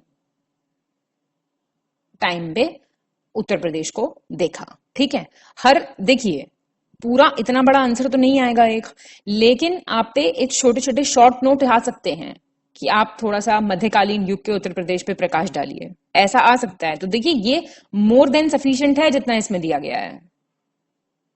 और जब आप आंसर राइटिंग करेंगे, अपने आंसर्स हमें भेजेंगे, तो हम आपको बताएंगे क्या बेटर हो सकता है या आप क्या बेटर कर रहे हैं। ठीक है, फिलहाल प्लीज ध्यान रखिए थ्योरी पे। अभी ये वाला जो है कुछ टाइम पीरियड, इसमें आप आराम से ध्यान दे सकते हैं। मेंस के लिए टाइम है आपके पास अच्छा खासा, तो उसका अच्छे से उपयोग कीजिए। बहुत समय लगता है पहले तो ये सामग्री एकत्रित करने में और फिर ये वीडियो लेक्चर्स बनाने में, आप तक पहुंचाने में, तो इसका जो है आप भरपूर लाभ उठाइए। ठीक है, चलिए अब आप देख लीजिए उत्तर प्रदेश में भक्ति आंदोलन। देखिए, भक्ति आंदोलन की जो शुरुआत हुई थी वो हुई थी तमिलनाडु से। ठीक है, दक्षिण भारत से इसका उद्भव होता है 7वीं और 12वीं शताब्दी के बीच में। अब इसमें दो थे डिविजन्स, एक नयनार जो थे शिव के भक्त और एक थे अलवार जो थे विष्णु के भक्त। इन्हीं की भावनात्मक कविताएं जो हैं इनमें परिलक्षित होती हैं।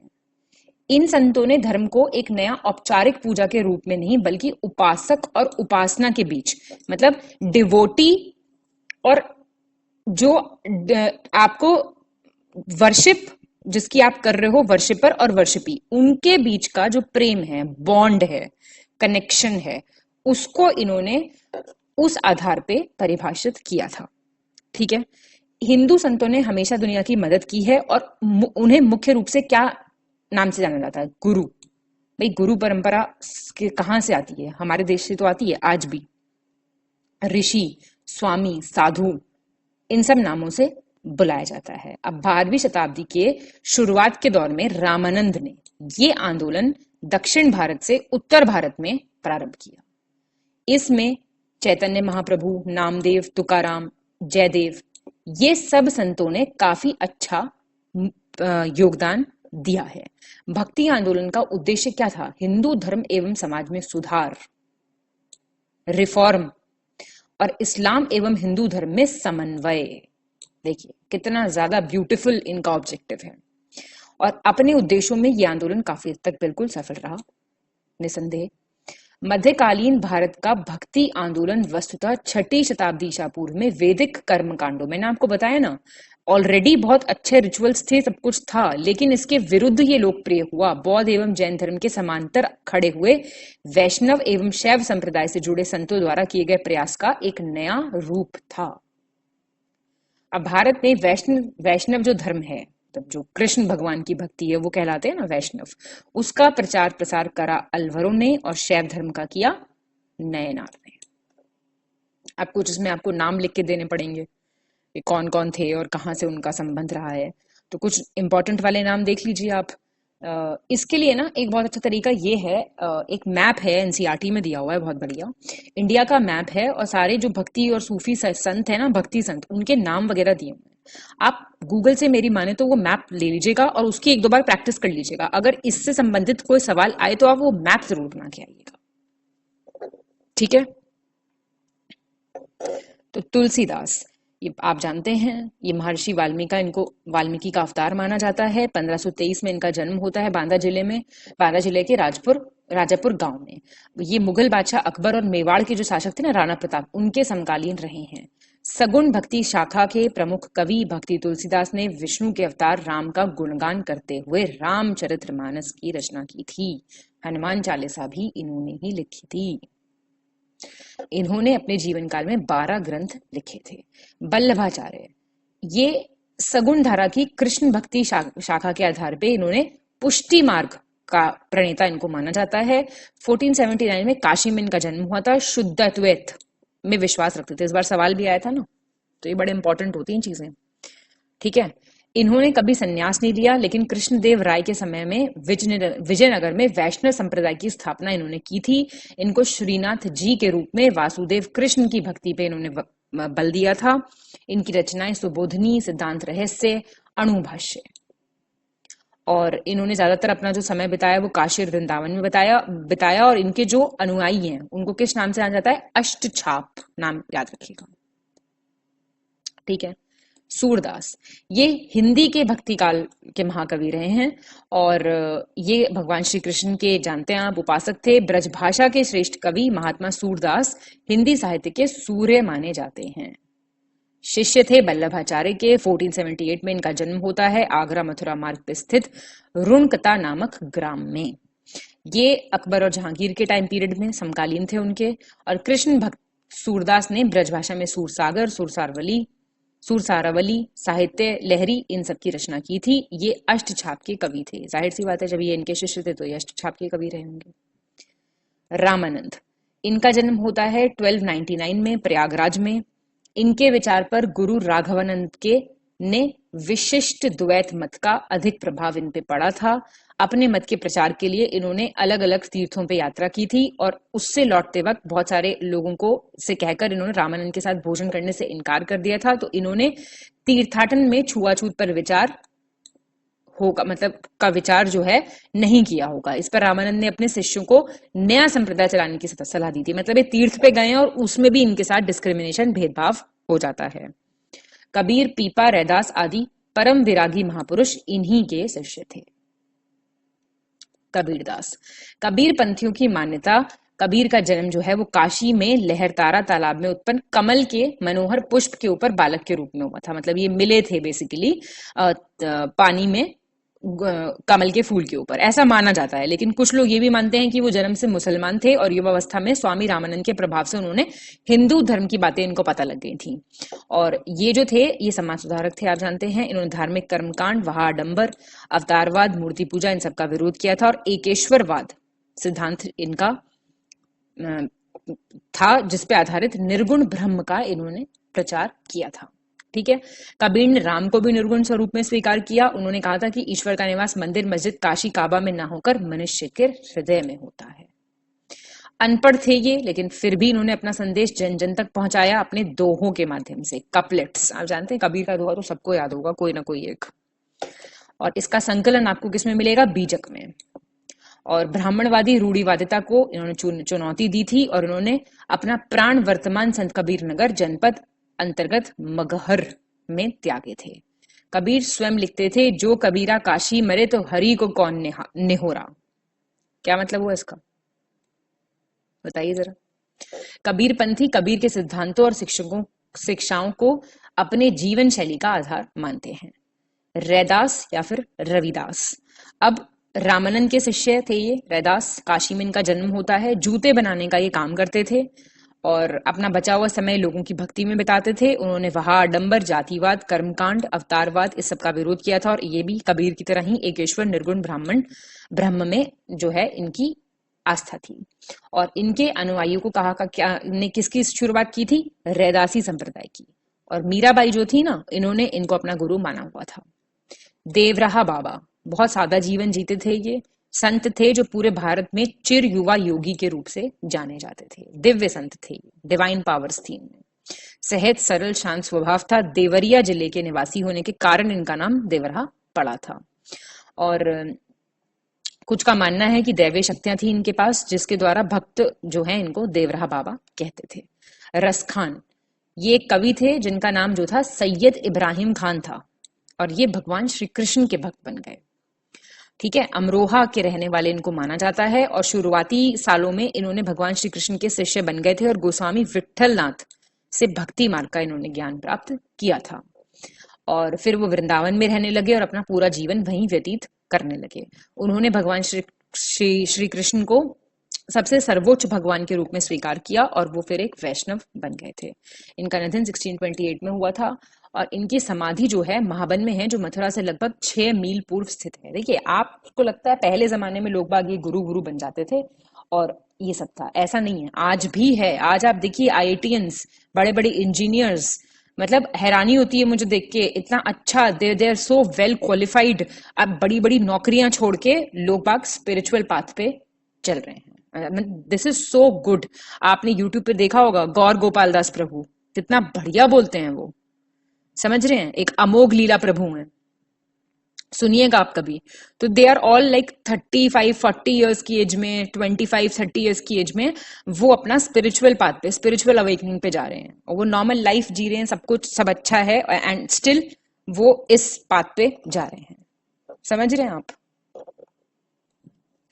मलूकदास देख लीजिए, 1574 इलाहाबाद में के पास कड़ा में इनका जन्म होता है। इनके जो गीत थे उनका विषय था सामाजिक सुधार, धार्मिक सहिष्णुता, पुरुषों के बीच सद्भावना, समानता, ईश्वर की एकता, ये सब।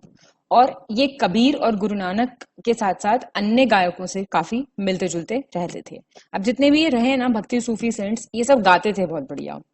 जो भी इनको सिखाना पढ़ाना होता था वो ये अपने गीतों के माध्यम से बहुत ज्यादा फैलाते थे चीजें, ठीक है। और बादशाह औरंगजेब ने दास के मूल्य को पहचाना और उन्हें और उनके शिष्यों को 2 गांव दान में दिए थे। औरंगजेब ने इनको मूलकदास जो द्वारा मूलकदास को भेजे गए एक मुस्लिम अधिकारी ने मीर माधव नाम प्राप्त किया था, और जो कि मुस्लिम नाम मीर और हिंदू शब्द माधव का संयोजन था। और इनकी कब्र है मलुकदास की कब्र के पास ही। फिर है आपके श्रीहित हरिवंश चंद्र महाप्रभु। ये ब्रजभाषा के भक्ति कवि, संत और राधा वल्लभ संप्रदाय के संस्थापक हैं, और इनका प्रमुख कार्य स्रोत हित 84 है। याद रखिएगा, काटा नहीं है मैंने, ये हाईलाइट किया है। और जो इनके अनुयायी हैं उनके द्वारा भगवान कृष्ण, हरि और कृष्ण की बांसुरी का इनको अवतार, मतलब जो इनके भक्त हैं वो इनको श्री कृष्ण की बांसुरी का अवतार मानते हैं, ठीक है। अब आ गया हमारा ब्रिटिश काल के समय, उत्तर प्रदेश।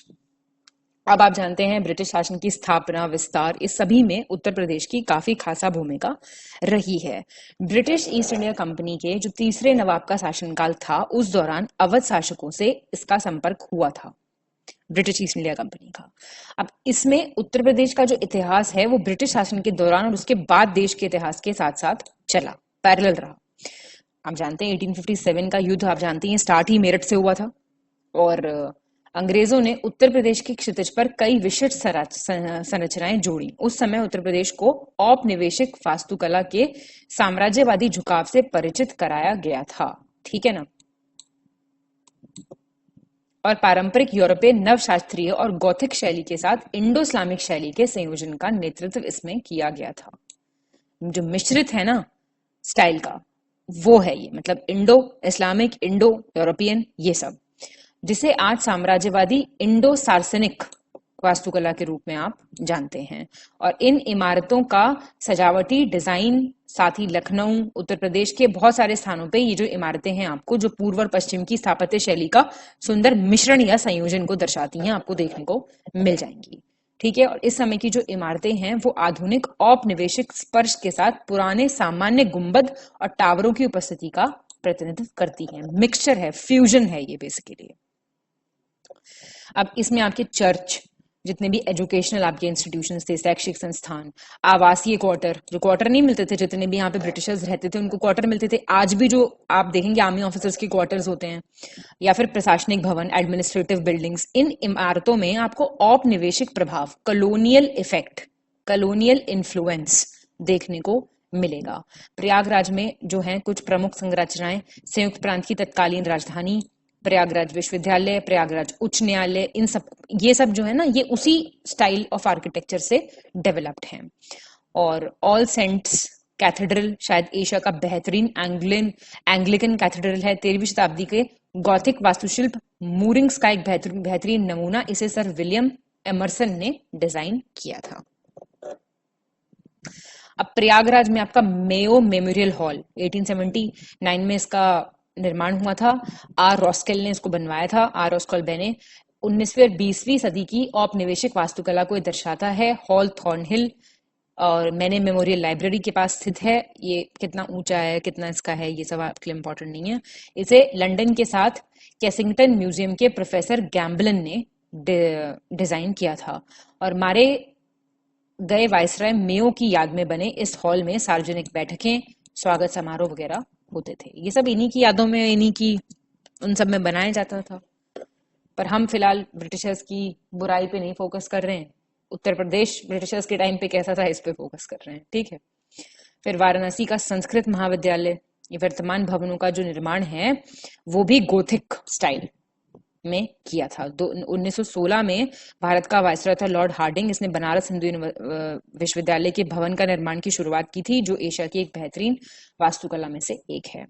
फिर आप इसमें लखनऊ का राजभवन, कोठी हयात बख्श, इसको भी डाल सकते हैं, जैसे मेजर जनरल क्लॉड मार्टिन ने अपने आवास के रूप में डिजाइन करवाया था। फिर भारत की आजादी से पहले कोठी हयात बख्श को गवर्नमेंट हाउस घोषित कर दिया गया, जो आगरा और अवध के संयुक्त प्रांत के गवर्नर का आधिकारिक निवास रहा। फिर इसके बाद इसका नाम बदल के राजभवन कर दिया गया।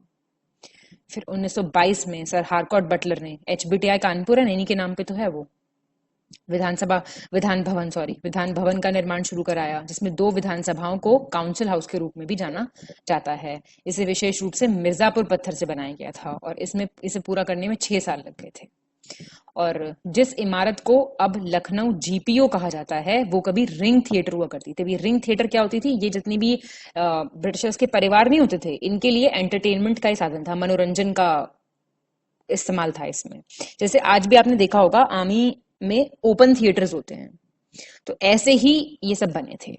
ठीक है, यहाँ पे फिल्मों की स्क्रीनिंग होती थी, या फिर कुछ भाई ये सब करा रहे हैं, प्ले वगैरह करा रहे हैं मंच के रूप में, अंग्रेजी नाटक भी यहाँ पे खेले जाते थे। फिर लखनऊ में औपनिवेशिक वास्तुकला को दर्शाने वाली कुछ और इमारतें हैं।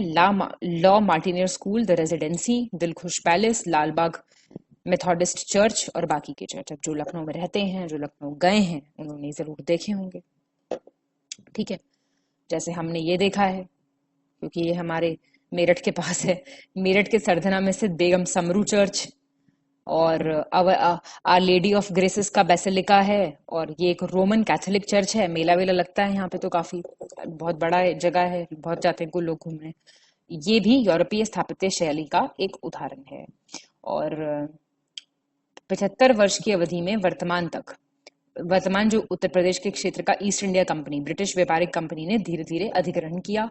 विभिन्न उत्तर भारतीय वंशे रहे, यहाँ पे नवाब रहे, सिंधिया, गोरखे, इन सबसे छीने गए प्रदेशों को पहले बंगाल प्रेसिडेंसी के अंतर्गत रखा गया, और फिर 1833 में इसको अलग करके पश्चिमोत्तर प्रांत, पहले आगरा प्रेसिडेंसी हुआ करता था जो, उसका गठन हुआ। और फिर 56 में अवध पे अधिकार कर लिया कंपनी ने, और आगरा एवं अवध संयुक्त प्रांत, जो वर्तमान फिलहाल की उत्तर प्रदेश की सीमा में आएगा ना, ये इसके नाम से इसको जाना जाने लगा। और फिर 1877 से इसको पश्चिमोत्तर प्रांत में मिला लिया गया।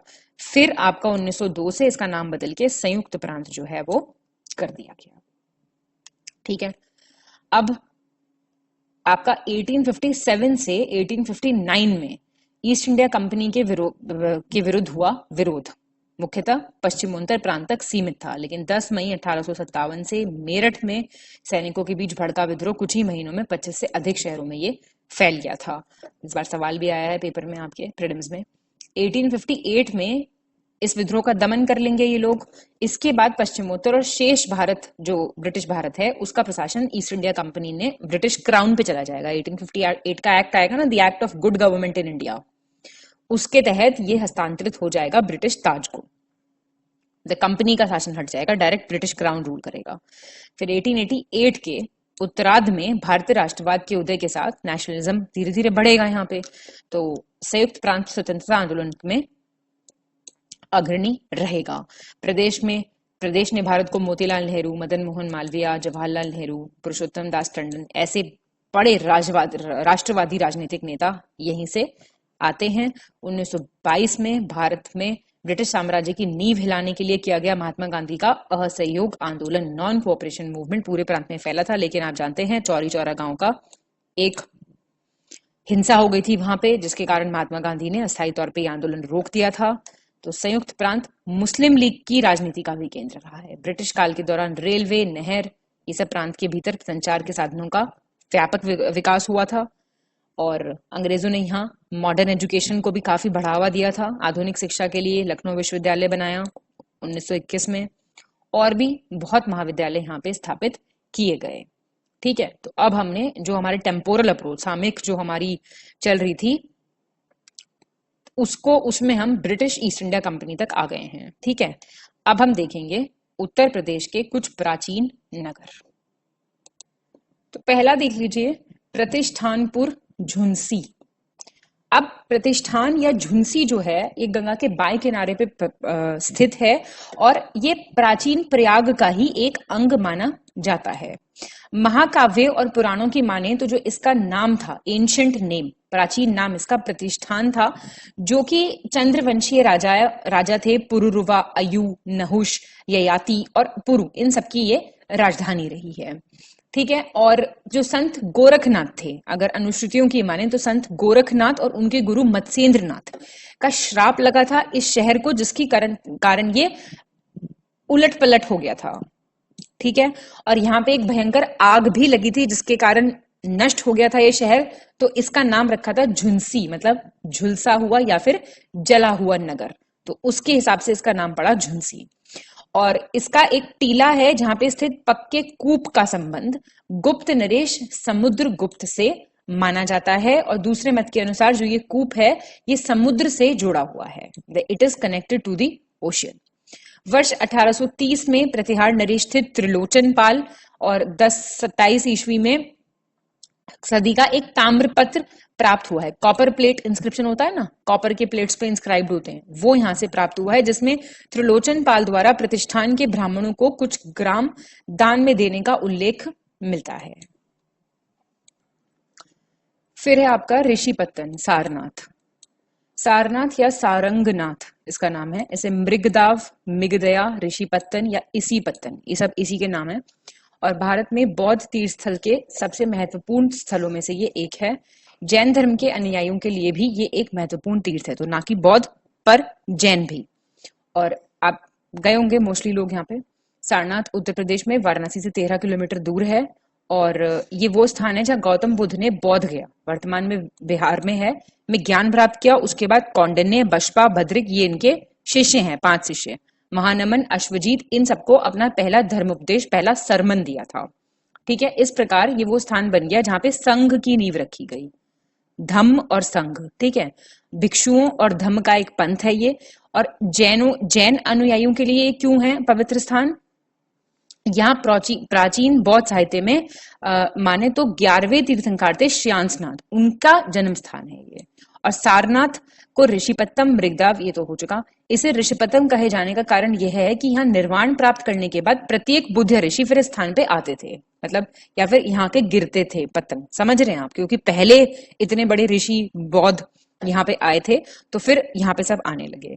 और इस स्थान को मृगदाव डियर पार्क कहा जाने के कारण एक जातक कथा है। वो क्या है? कथा के अनुसार जो बुद्धा थे वो अपने पूर्व जन्म में हिरणों के झुंड के नेता हुआ करते थे।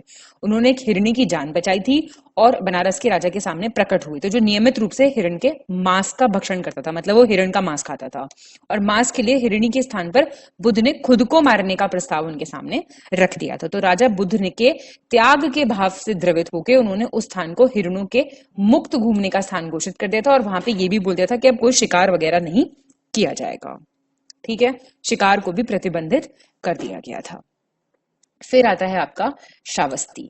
अब ये जो है हिमालय की तलहटी में फुट हिल्स में बसा है, भारत नेपाल सीमा के सीमावर्ती जिले बहराइच से ये 40 किलोमीटर दूर है, और इसकी पहचान विश्व के कोने कोने में आज बौद्ध तीर्थ स्थल के रूप में की जाती है। इस जनपद का गठन 22 मई 1997 को हुआ था। 13 जनवरी 2004 को शासन द्वारा इस जनपद को अस्तित्व इसका समाप्त कर दिया गया था, लेकिन फिर से इसको जनपद बना दिया गया था 2004 में, जून में। तो जनवरी में खत्म किया, जून में फिर से बना दिया। और कौशल की राजधानी हुआ करता था ये महात्मा बुद्ध के टाइम पीरियड में। इसे बुद्धकालीन भारत के 6 महानगरों चंपा, राजगृह, श्रावस्ती, साकेत, कौशाम्बी और वाराणसी में से एक माना जाता था। और बौद्ध ग्रंथों के अनुसार अवध श्रावस्ती नामक एक ऋषि यहाँ पे रहते थे, जिनके नाम पे इसका नाम श्रावस्त या फिर श्रावस्ती पड़ जाता है। और महाभारत में श्रावस्ती नामक एक राजा था, उनके नाम पे ये पड़ा था। और प्राचीन कला में इसके दरवाजों का अंकन हुआ है, और चीनी यात्री फायन और हेनसांग ने भी अपने साहित्यों में इसका जिक्र किया है। और श्रावस्ती जैन धर्म के तीसरे तीर्थंकर रहे संभवनाथ और 8वें चंद्र प्रभानाथ, उनकी भी ये जन्मस्थली के रूप में माना जाता है, तो काफी इंपॉर्टेंट हो जाता है ये। महावीर ने भी यहाँ पे एक वर्षावास व्यतीत किया था।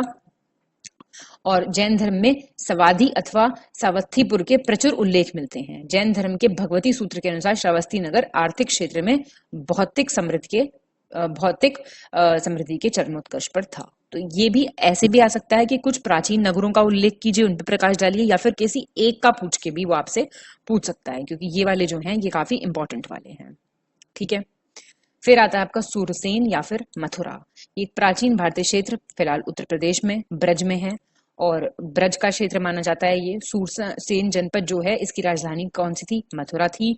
और यहाँ पे यादव शासक हुआ करते थे। भगवान श्री कृष्ण की पवित्र भूमि थी, जिसमें उनका जन्म, पालन पोषण और शासन इसी जगह पे हुआ था, और काफी प्रसिद्ध नगर रहा है ये। आर्यों का यह पुण्यतम नगर है और दीर्घ काल से प्राचीन भारतीय संस्कृति एवं सभ्यता का ये केंद्र रहा है। इसको पहले मधुपुरी कहते थे, उसी से इसका नाम पड़ा, क्योंकि मधु नामक दैत्य ने इसको बसाया था, और फिर ये शूरसेन राज्य की राजधानी बनी, और उसी वंशानुक्रम में उग्रसेन के आधिपत्य में ये आ गई थी। और यहाँ ये मातृभूमि है कृष्ण भगवान की, जन्म स्थान भी है, जो कि यदुवंश में पैदा हुए थे भगवान श्री कृष्ण। और मथुरा संग्रहालय में भारतीय पुरातत्व सर्वेक्षण पट्टिका के अनुसार शहर का उल्लेख सबसे पुराने भारतीय महाकाव्य रामायण में भी मिलता है हमें। ठीक है, इक्ष्वाकु राजकुमार शल्युग्न लवणासुर नामक राक्षस का वध करते हैं और इस भूमि पे दावा करते हैं, इस महाकाव्य की माने तो। और फिर इस स्थान में मधुवन के नाम से जाना जाने लगा, क्योंकि यहाँ पे ना वृक्ष बहुत ज्यादा थे, और फिर ये मधुपुरा बना, फिर ये बाद में बना मथुरा। 6ठी शताब्दी ईसा पूर्व में मथुरा सुरसेन साम्राज्य की राजधानी बनी। फिर शहर पर बाद में मौर्य साम्राज्य, 4ठी से 2री शताब्दी का टाइम पीरियड है ये। मेगास्थनीज 3री शताब्दी ईसा पूर्व की शुरुआत में मथुरा को उल्लेख मेथोरा के नाम से करते हैं इंडिका में। और ऐसा लगता है कि कभी भी शुंग वंश जो है इसके सीधे नियंत्रण में नहीं था, क्योंकि मथुरा में शुंग उपस्थिति का एक भी पुरातात्विक अवशेष नहीं मिला है। ठीक है, और यूनानियों का भी नियंत्रण रहा है इस पे, और यवनराज शिलालेख के अनुसार 70 ईसा पूर्व तक बना रहा, जो मघेरा में पाया गया है। ठीक है, जो मथुरा से 17 किलोमीटर दूर एक शहर है। इतनी बात आपने शूरसेन यानी कि मथुरा के बारे में देख ली। अब आता है आपका महोत्सव नगर या फिर महोबा। अब इसका नाम है महोत्सव नगर, महान त्योहारों का शहर, जो नन्नुक नामक एक चंदेल राजवंश था, उसके संस्थापक थे, उसने इस शहर को स्थापित किया था। ठीक है, और बार्डिक परंपरा भी शहर के 3 अन्य नामों को संरक्षित करती है। उसके कौन से 3 नाम है अलग अलग? केकापुर, पतानपुर और रतनपुर। ठीक है, और उनके नाम जो हैं त्रेता और द्वापर युग में भी मौजूद हैं। गोखुर पहाड़ी स्थित पवित्र रामकुंड और सीता रसोई गुफा, ये सब इस बात को इंगित करती हैं कि भगवान राम की यात्रा के लिए ये महत्वपूर्ण माना जाता है, जिन्होंने चित्रकूट में 14 साल के टाइम के जो उनका वनवास चल रहा था, तो कुछ दिन यहाँ पे बिताए थे। चंदेल वंश के उदय से पहले महोबा में गहरवार और संघ प्रतिहार वंश का शासन होता था। और अंतिम प्रमुख चंदेल शासक की बात करें तो परमादिदेव या फिर परमाल। आज भी उनके 2 महान लड़ाके सेनापति आल्हा और उदल के युद्धों के कारण ये काफी लोकप्रिय है।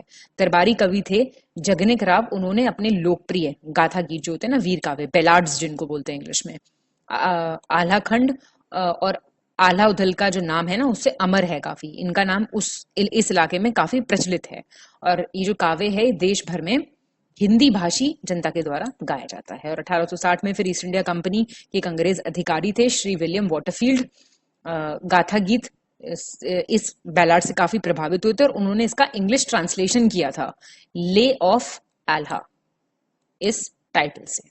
ठीक है, तो ये इतना फेमस है इस इलाके में। चलिए, तो अब आप देख लीजिए साकेत या फिर अयोध्या। आप जानते हैं अयोध्या को ऐतिहासिक रूप से जाना जाता है साकेत के नाम से। ठीक है, जो भारत में 6ठी शताब्दी के दौरान एक महत्वपूर्ण शहर रहा है। अब बुद्ध के समय में साकेत जो था, इस पे शासन किसका था? बुद्धिज्म के टाइम पे, जब गौतम बुद्ध थे, प्रसेन थी, उनकी कैपिटल होती थी श्रवस्ती। ठीक है, और मौर्य शासन के दौरान भी साकेत जो है काफी प्रमुख था, और 190 ईसा पूर्व के दौरान पंचाल और मथुर से संबंध बैक्टीरियन यूनानी अभियान द्वारा यहाँ पे हमला किया गया था। और गुप्त शासकों के दौरान अयोध्या अपने उच्चतम राजनीतिक महत्व पे पहुंचा था, जैसे कि कुमारगुप्त और स्कंदगुप्त के साम्राज्य की राजधानी को पाटलिपुत्र से अयोध्या स्थानांतरित कर दिया गया था, जहां पे इसका नाम बदला गया था, साकेत से होकर अयोध्या हो गया था। और इसको आप जानते हैं भगवान राम की राजधानी के रूप में परिभाषित किया जाता है, और बहुत जल्द बहुत बढ़िया मंदिर यहाँ पे बनने वाला है। लेकिन नरसिंह गुप्त के दौरान हुणों द्वारा साम्राज्य को नष्ट कर दिया गया, जिसकी वजह से जो राजधानी थी फिर वो कन्नौज चली गई। ठीक है, तो अब क्या हुआ, अयोध्या विस्मृत हो गई। फिर दूसरी सहस्त्राब्दी की शुरुआत में घेड़वाल कन्नौज में सत्ता में आए। इनके टाइम पे अयोध्या में बहुत सारे विष्णु मंदिर बनवाए गए। फिर बाद में राम का पंथ वैष्णववाद के भीतर विकसित हुआ, जिसमें राम को विष्णु का ही अवतार माना गया। ठीक है, और नतीजन ये तीर्थ स्थल के रूप में इसका महत्व जो है तो कोई कहने की बात ही नहीं। फिर ब्रिटिश शासन हुआ। स्वतंत्रता के बाद भी अयोध्या आध्यात्मिक दृष्टि से बहुत महत्वपूर्ण शहर के तौर पर रहा, हमेशा सुर्खियों में रहा है, जाहिर सी बात है। केस चलता रहा इतना लंबा। अयोध्या भारत का प्राचीनतम नगर है, जिसे बौद्ध काल में साकेत कहा जाने लगा, और फिर भारत के उत्तर प्रदेश में स्थित एक ऐतिहासिक और धार्मिक दृष्टि से ये एक महत्वपूर्ण नगर है। ये पवित्र सरयू नदी, घाघरा नदी के तट पे बसा हुआ है, और इसे कौशल जनपद में आता था। ये इतिहास में और प्रभु श्री राम की जन्मस्थली होने के कारण अयोध्या को मोक्षदायिनी एवं हिंदुओं की प्रमुख तीर्थस्थली के रूप में माना जाता है। ये लाइंस आपको लिख के आनी है, ठीक है, अगर सवाल आता है अयोध्या पे। तो इतनी बात हो गई। तो अब आ गया है हमारा लास्ट, काशी, वाराणसी। वाराणसी जो है संसार के प्राचीनतम बसे शहरों में से एक है। द ओल्डेस्ट लिविंग सिटी भी कहा जाता है इसको, जानते होंगे आप। इसे बनारस, काशी हिंदू धर्म का सर्वाधिक पवित्र नगरों में से एक माना जाता है। बाबा की नगरी है ये, विश्वनाथ जी की, और इसे अविमुक्त क्षेत्र भी कहा जाता है। ये सब नाम याद करके जाना, ठीक है। और इसके अलावा बौद्ध एवं जैन धर्म से भी पवित्र माना जाता है। इसको भी देखा हमने सारनाथ। और वाराणसी की जो संस्कृति का गंगा नदी, श्री काशी विश्वनाथ मंदिर और इसके धार्मिक महत्व से अटूट संबंध है। सहस्त्रों वर्षों से भारत का, विशेषकर उत्तर भारत का सांस्कृतिक और धार्मिक केंद्र रहा ये, और इसे मंदिरों का शहर, भारत की धार्मिक राजधानी, रिलीजियस कैपिटल ऑफ इंडिया, भगवान शिव की नगरी, दीपों का शहर, ज्ञान नगरी, ऐसे विशेषणों से इसको संबोधित किया जाता है। प्रसिद्ध अमेरिकी लेखक मार्क ट्वेन, वेरी इंपॉर्टेंट, ने क्या लिखा है, डेथ इन बनारस, इन्होंने लिखा है, इनकी बुक है, बनारस इतिहास से भी पुरातन है, परंपराओं से भी पुराना है, किंवदंतियों, लेजेंड्स से भी अधिक प्राचीन है, और जब इन सबको एकत्र कर दें तो उस संग्रह से भी 2 गुना पुरातन है। ठीक है, और यहाँ के निवासी जो है मुख्यतः काशिका भोजपुरी बोलते हैं, जो हिंदी की ही एक बोली है। यहाँ पे हमारा पॉइंट नंबर 1 हो जाता है खत्म। इससे रिलेटेड क्वेश्चंस आप पैरेलल प्रैक्टिस करते रहिए, दोनों भाषाओं में चल रहा है हमारा कोर्स। और बाकी आप लोग डेफिनेटली हमारे पेड कोर्स ज्वाइन कर सकते हैं, उससे आपको और बेटर 1-to-1 कॉन्टैक्ट और पर्सनल गाइडेंस, फीडबैक के साथ सब कुछ प्रोवाइड किया जाएगा। ठीक है, तब तक के लिए पढ़ते रहिए अच्छे से। ऑल द वेरी बेस्ट, बहुत बहुत धन्यवाद।